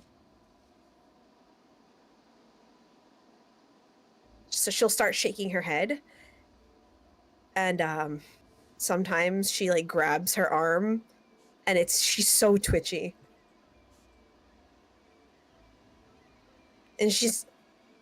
And at one point she actually yells, she's like, stop it! Stop it!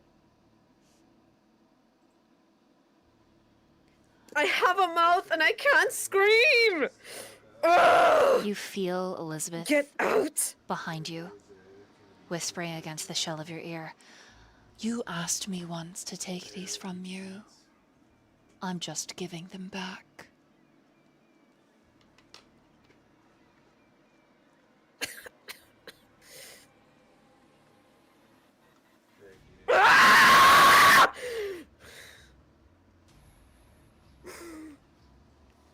And she gets out and she's just trying to remember how she used to cope with the dreams. And she goes to she starts pacing. All I need, Viola, is one decisive action, and all this pain goes away.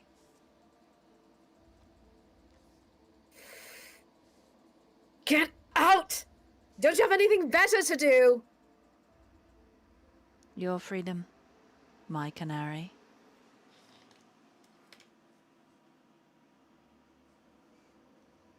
Get out! Get out! Get out! Don't you have anything better to do? And she walks off like she like is barely in a towel, like has blood, just walks through the blood, and she goes to find anybody, runs like whoever. Okay. Roll a composure and resolve. All right. Dee-dee-dee-dee. Lord Almighty. This is rough, y'all.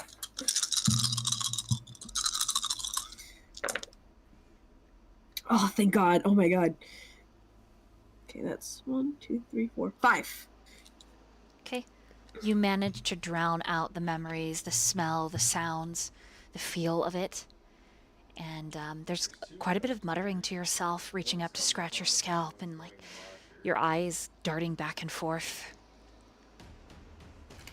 You feel like you're being hunted and you're being watched. But Elizabeth speaks at you no more.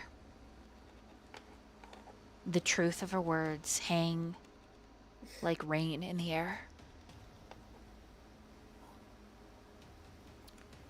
You come around a corner and you run into Rook.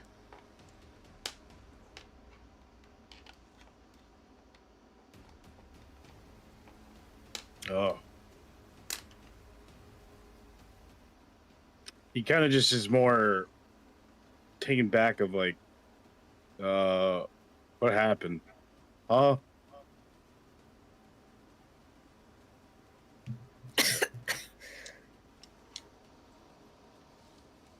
Rook, I need you to make me a promise, and I know you don't trust me, but I think you're gonna like this one. You got like, There's a trail of like bloody footprints, by the way. I see that, and I'm just like, do I gotta go stab someone? Is that what you want me to do? I need you to stab me. What do you mean by that? Hold on. I don't like that. I don't like that. As much as I don't like you, doesn't mean I want to stab you. Hold on. Especially when you're like this. This is weird. I don't do this. I don't stab. Oh.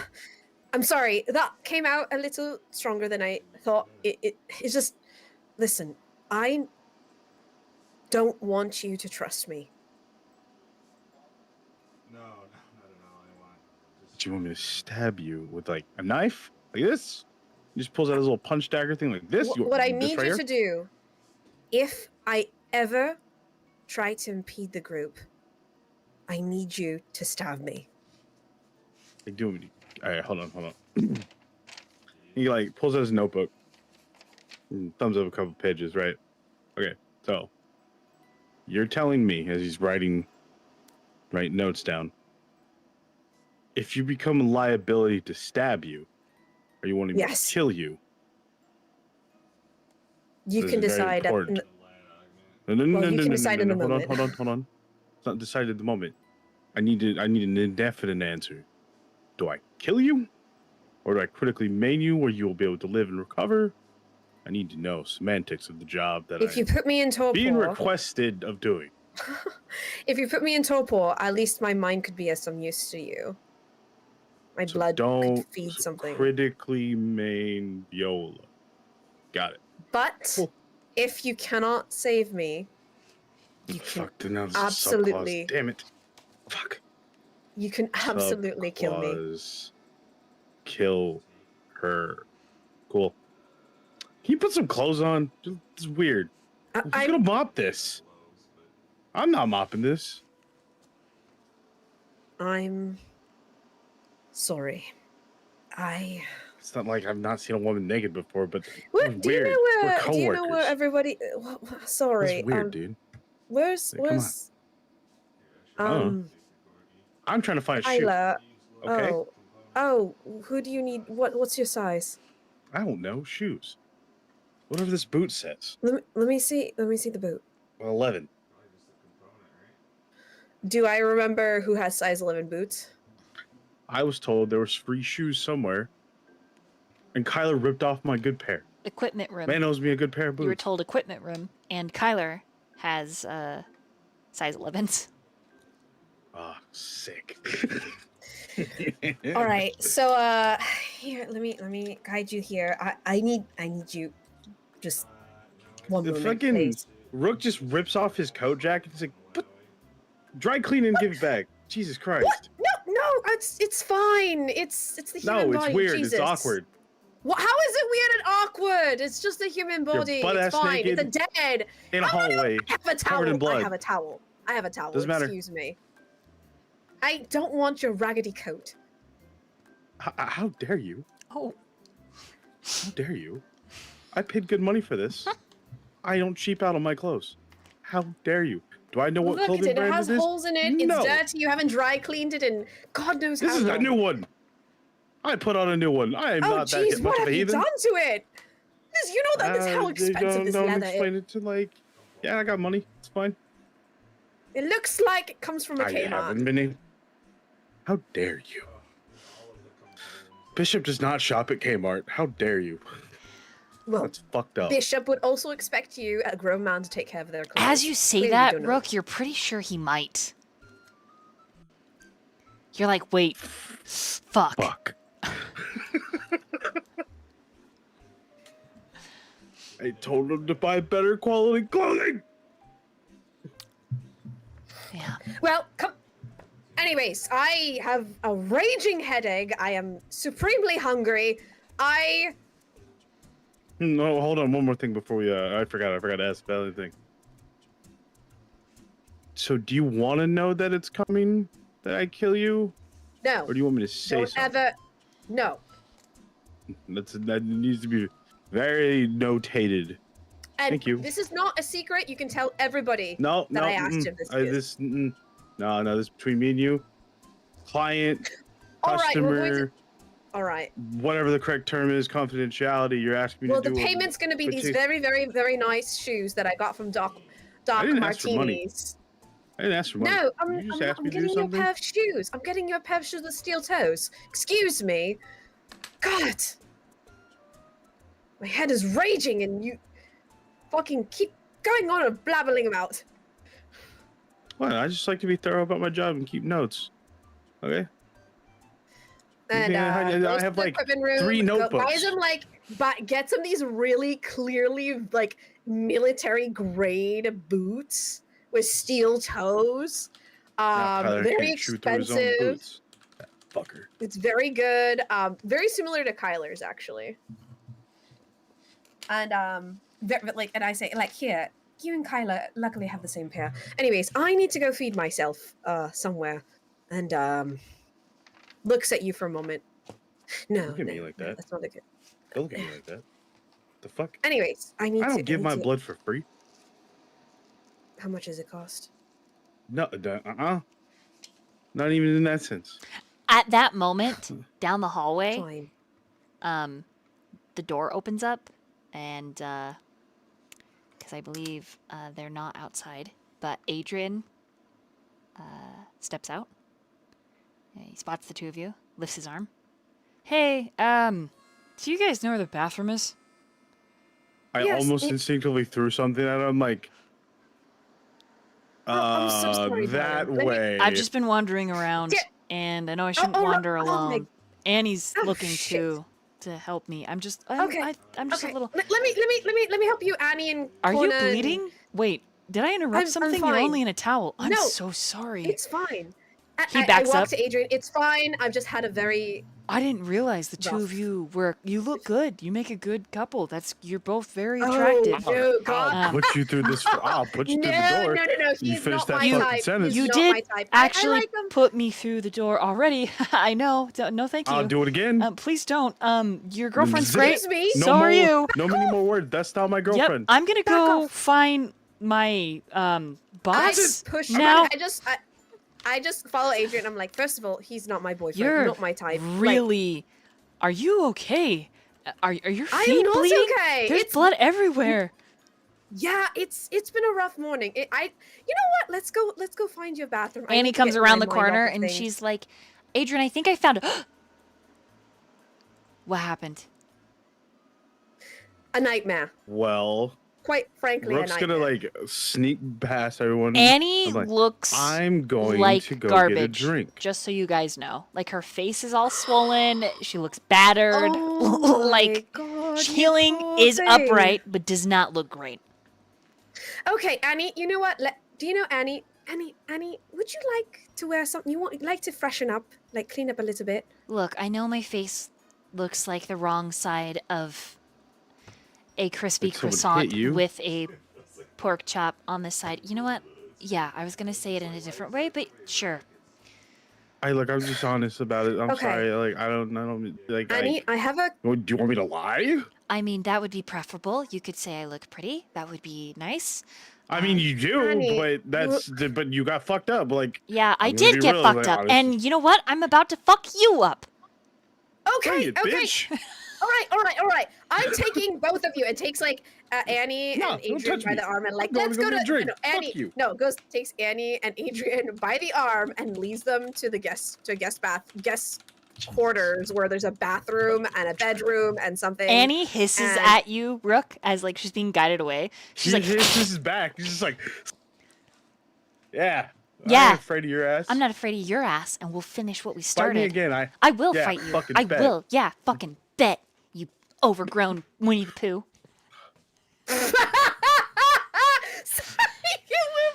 It's just like, damn. Adrian winces and is like, damn, you're going for blood.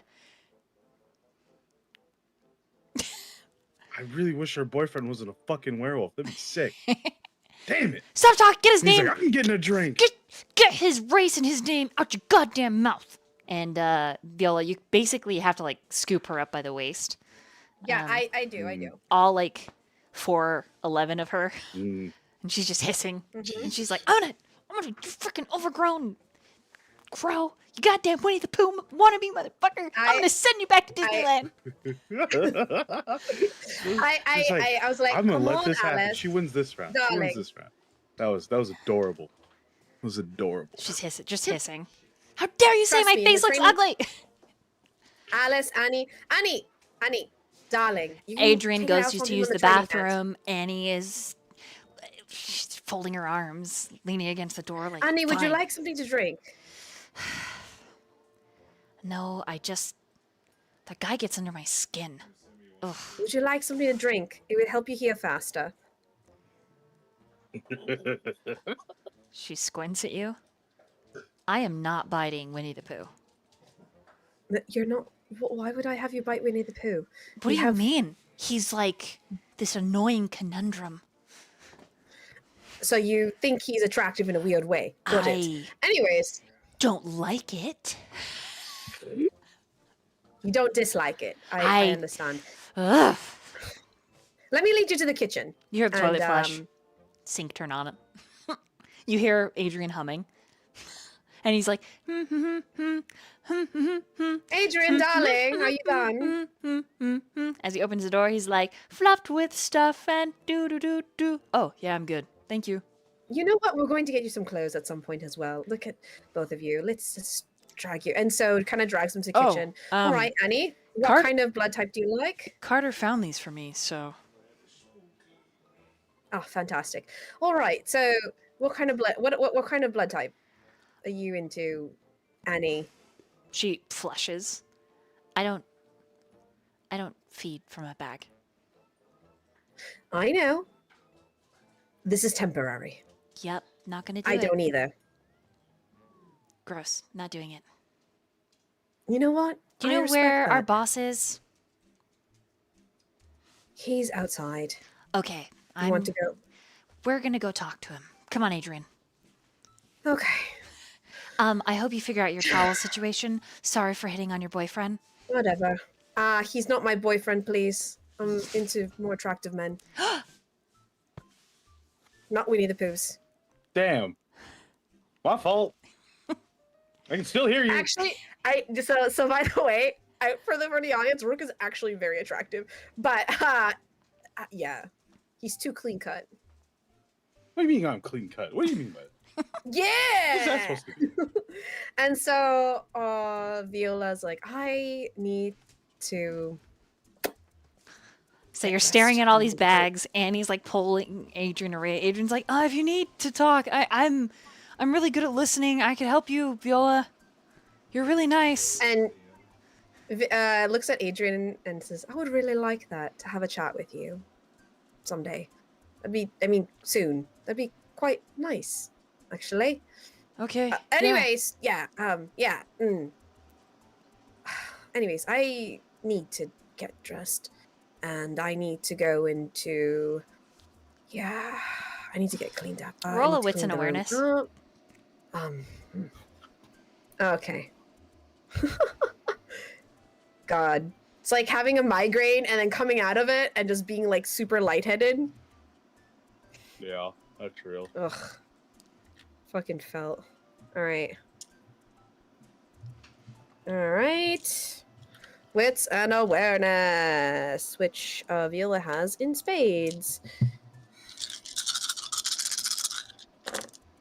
Oh, Jesus, fuck. Okay, wow. Oh, god damn it. Took away the crit. Alright, never mind. I got excited, but no. 1, 2, 3, 4, 5, 6. 6. It would have been an 8, but I got a skull, so no crit.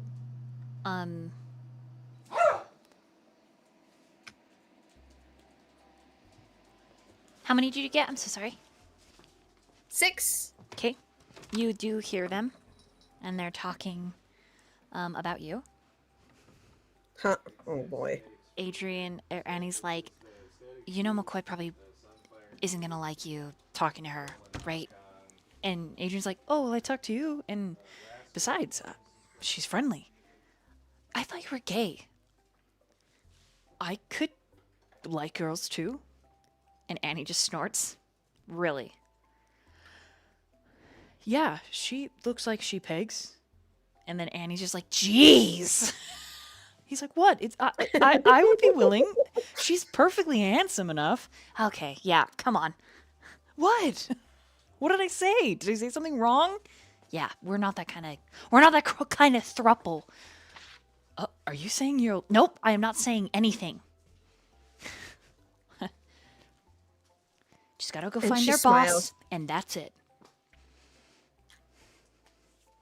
Yep, and Adrian just kind of insists that the first time you met him, you were very nice, but you remember you used aw, and he was pretty obsessed, and you think that just sort of lingered with him.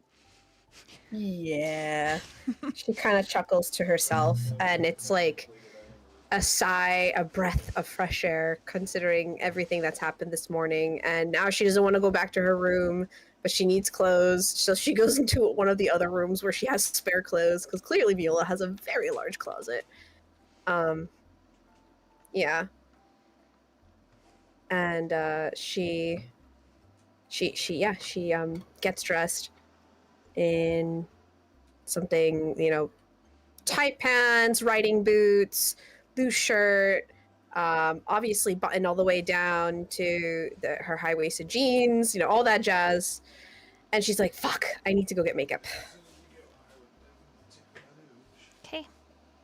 So as Viola is going to go artfully and craftily put herself together, we are going to meanwhile to our last scene that will lead into the next scene that we run next session, but Marquis. Mm-hmm. You get the go-ahead. He dials the number. He answers on the first ring. Dialing.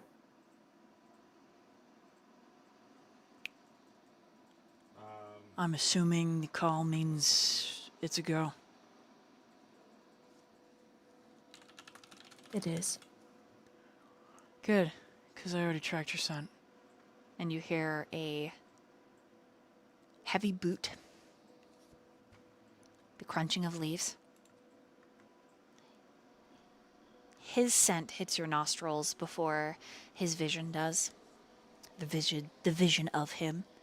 Jeans, basic t-shirt, probably the one he wore to work today. It's got a little bit of a grease stain on it. Wide shoulders, large, blunt, hard-working hands, permanently stained with motor oil and, well, grease. His hair is a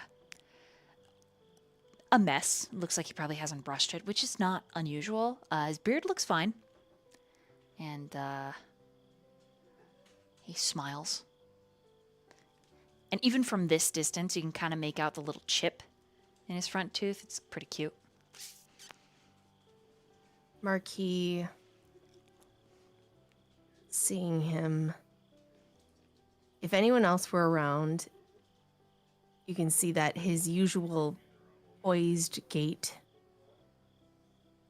there's suddenly this softness to his stance, like that shield of bravado has just slipped enough to show the gentleness underneath. That devilish smirk he has is gone. It's almost as if there is a timid smile, and there is this glint in his eye that isn't mischievous, but it's warm. It's entirely devoted.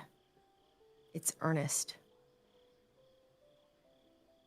And speaking in a voice that he knows his husband's ears will pick up, he says, "Hello, my star."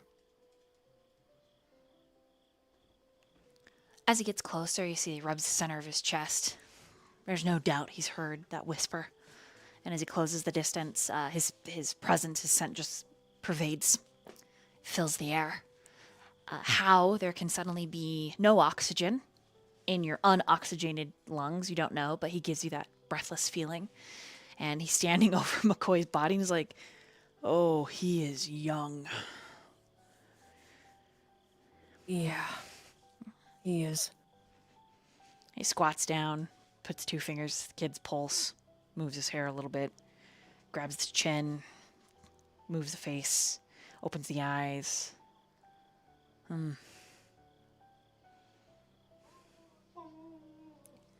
don't think he's gonna change again anytime soon. Even when he wakes. He smells a little different. Did you? He then leans forward and sniffs. And then he looks at you. He smells an awful lot like you. Why? Yes. Well, you see, the reason for his unexpected change may or may not have been because I had given him my blood. He shoots up and he grabs your wrist. You what? Sometimes I forget that you don't know. I was just ghouling him, along with 2 others. You are so lucky. He squeezes the wrist a little harder. And you remember, he's kind of already gotten after you on the phone. Yeah. And then all that urgency, like, shifts. And, he still glances around, looking for any eyes, before he pulls you against his chest. And he hugs you. Fuck. You didn't think I'd leave you alone, did you? Just disappear? Accidents happen all the time. And one big rough palm comes up into the back of your skull, brushing the undercut there, the fade. And he leans his nose into the crook of your neck, and he inhales. His beard is pretty scratchy. He brings his hand up and just runs it through his hair. And tucks him in further and puts his head on top of his own. I'm sorry. Yeah, well, don't fucking do it again. Please. And he pulls back. There's one that still needs to... A Garu? I don't think so. The first was not. But we can... Well, you can find out, can't you?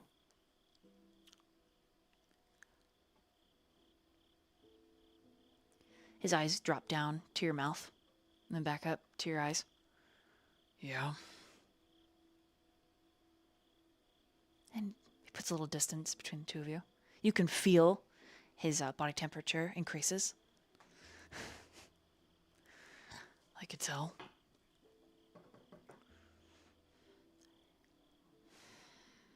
Marquis steps forward.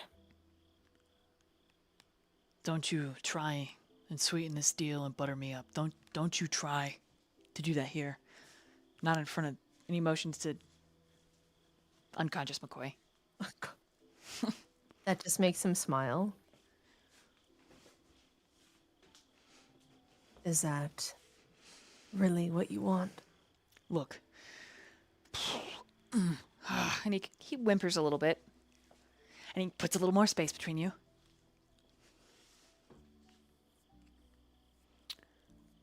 Stop. Don't run away from me.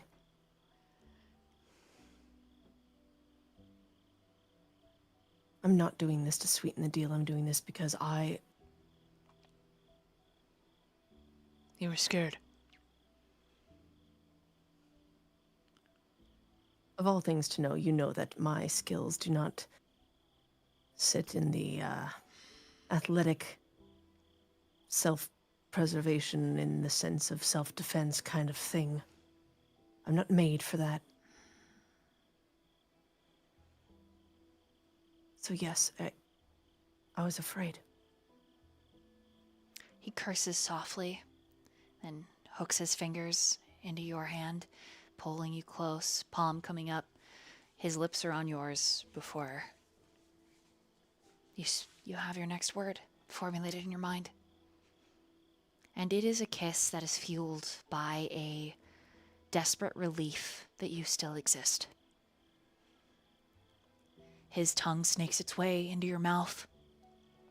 He tastes like cigarillos.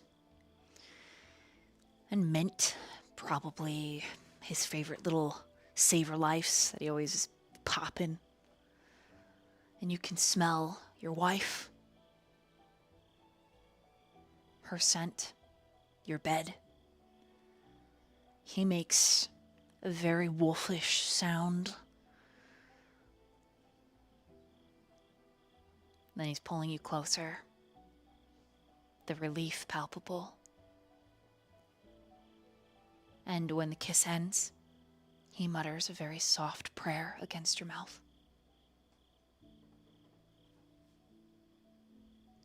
Thank God. You're still here.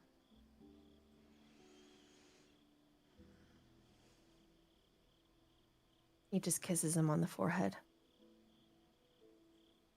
Thank you for coming. He lets you go. Back to business. The energy shifts a little between the two of you. And He motions to McCoy. I'm gonna need to take him. Is that gonna be a problem?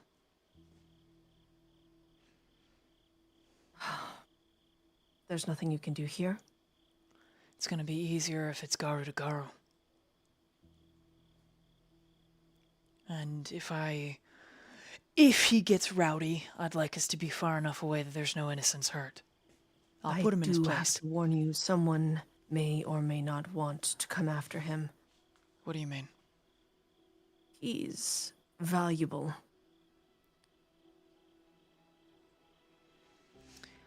To her.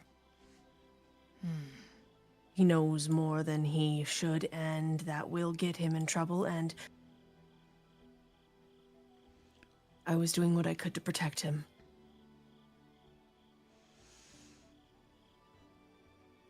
Because he has what you and I have. his eyes flare a little bit, the realization. Yeah, So they want him. I really need to take him then. Then be careful. Just a couple hours. Enough to give him the basics and... Oh, shit. Just be careful. Do what you can. You're already doing so much. He smiles. That little chip makes an appearance again in his front tooth. Worry. It's hard, isn't it? Sucks. Man, must be hard having a husband that just likes to do politics with really dangerous things. Damn, I feel sorry for you. And he starts picking up McCoy. Just like shaking his head. Like, gets the kid, like, a sack of grain up over both shoulders. And he's like, man, his pheromones are... He is stanky. He's got an ankle and a wrist that he's holding, like a scarf in front of him. Nothing could be as stinky as you after beans and chili night. As Vincent starts walking, he, like, has that, like, kind of half squat, and he's trying to fart, and he manages it, and then it's like, rah, rah, rah, as he moves away. Marquis is just, he's laughing. Like, he's full on, like, belly gut laughing, and it's just so unlike that strange man. It's almost out of character, as if he's a completely different person around Vincent.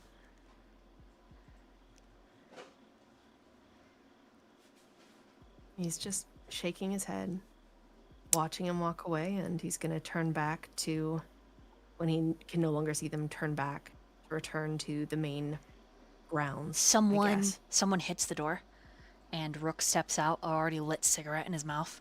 He's just gone from dealing with Viola to seeing you. Man, I can't win today.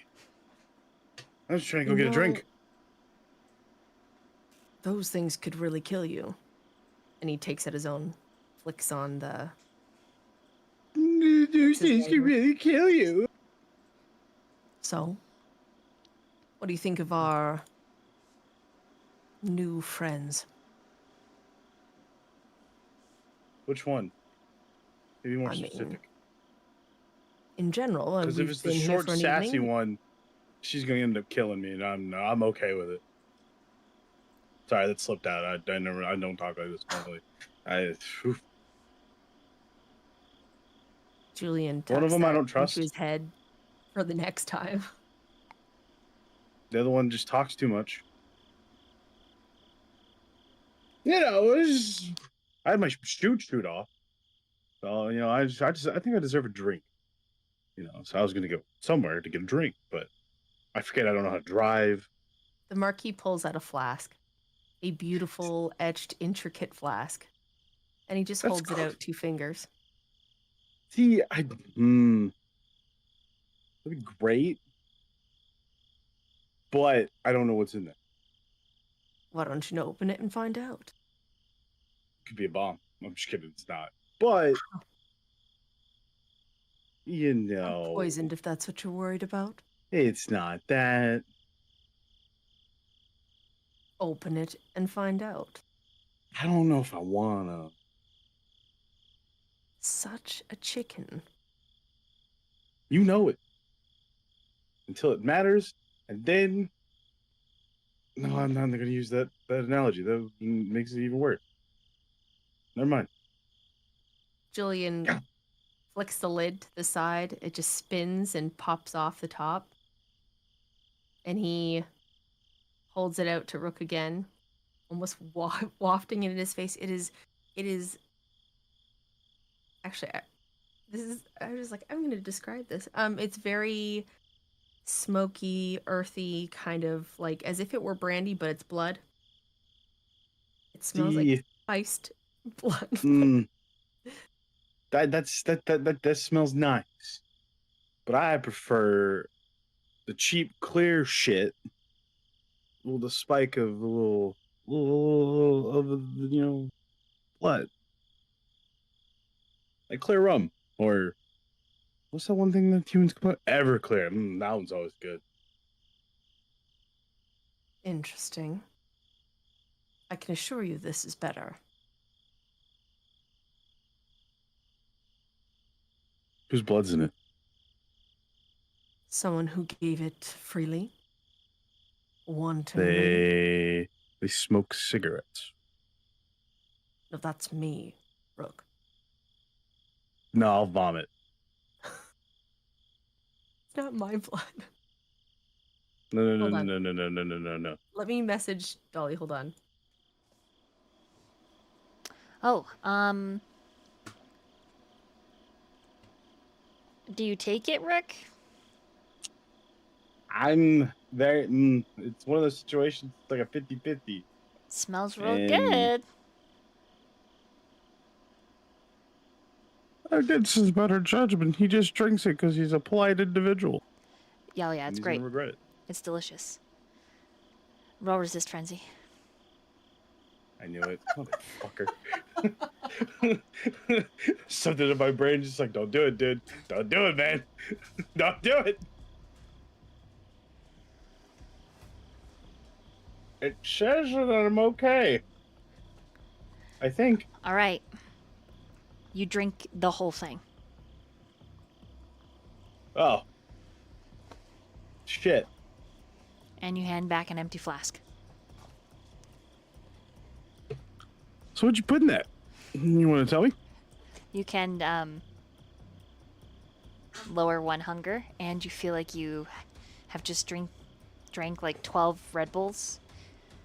Your heart is pumping, your blood roused, blush of life is just cheeks rosy. You feel like you're talking in 4K. It's good. But he's just like, fuck. Did you just drug me? No. Are you Not sure? At all. Would I ever do such a thing? Fuck. Now, don't you feel better? Bye-bye, depression. It's not even the depressing part. I was just gonna go get a beer and fight. Woo. Take a breath, relax, enjoy. I don't know. What do you mean? I want to punch a tree. Ah! No, I'm just kidding. It's just he has so much energy, and it's just like my heart's beating. This is awkward. It doesn't do that. What did you It's do? like imagine drinking a 4 a.m. espresso on a red-eyed flight, and after 30 hours of trying to stay awake, and you're slowly, frequently losing your mind. I lose my mind daily. What do you mean? It's What just do you mean? caffeine. Nuh-uh. Who knew you were can't be so caffeine. weak? Take a breath. It's simply like a cup of coffee. Who the fuck drinks coffee? Humans, it's something they do to the point where it's becoming absorbently a huge market and very expensive. Oh wait, I have stocks in that. Forgot. Yes, it's called Makes sense. Starry Lux. Yeah, that one? yeah. Mm-hmm. Damn, they make me a lot of money. Now, mind you, every word is coming out hyper reactive, very, very quick. There are, when you look at the flask that you've handed back to Marquis, and Marquis is screwing the top on, there are runes inscribed on it. It's quite fine. Something about the metal feels living. You don't know much about blood sorcery and magic and rituals, but if you were a gambling man, you would put your money that something special about that flask to keep blood infused with caffeine, unless it's a thin blood concoction, and in which case cups of coffee for kindred are possible, but usually they only last one night, which means Marquis would have gotten it tonight, but he spent the night here, so your thoughts are many. They're everywhere. So he just looks, he's like, how much is it gonna cost for me to acquire a bottle like that? Oh, dear Rook. Payment This plan. cannot simply be acquired. Damn it. Damn it. Damn it. Damn. Marquis, You enjoyed it, didn't you? it was a gift from your husband. This must be traded for years and years and years of servitude in certain places. Places which I'm sure you would not want to be. Rather, I'd prefer you not to be there. Would I die? I might kill you. Cool. Out of jealousy. I'm just kidding. But Damn. it cannot just be... Rather, how shall I say this? I earned it. All right, fair. I earned it. That's fine. Keep your secrets. It's okay. It's cool. I just You'd have to be willing to offer something, Rook, and I would not be willing to let you offer those things, nor do I think that they would accept, but regardless. man, that's a lot of gambling. I'd just rather go to Vegas or something and gamble like what is it? Like $5,000. I'd rather do that. The I'm both going to of gamble you against something. at this moment hear the door open again. And there's a pause. And then the both of you turn in sync. And Kyler's shuffling. Hey, so, do either of you know anything about dogs? And that's where we're going to end tonight. He's just looking at me like, what? It's like one of those Hey, like dogs. Scooby-Doo episodes where you're like, huh? And they like look at each other and there's the pause frame, you know what I mean? Yeah. Yeah. Dog. What the dog doing? Dog doing over there? Can't pet that dog. It's a bear. Doggy I dog. just want to pet that dog. Oh, fuck. Oh, God, my arm. Oh, shoot. Thank you guys so much for joining us, chat. Thank you, players, for being here. It's been a blast. I truly appreciate it. Yeah. Thank you, guys. Come back Yeah. again. No, thank you. Enjoy your holiday. If you celebrate, if you don't celebrate, holidays. enjoy your week. Next week, Sunday, Bound by Night, and a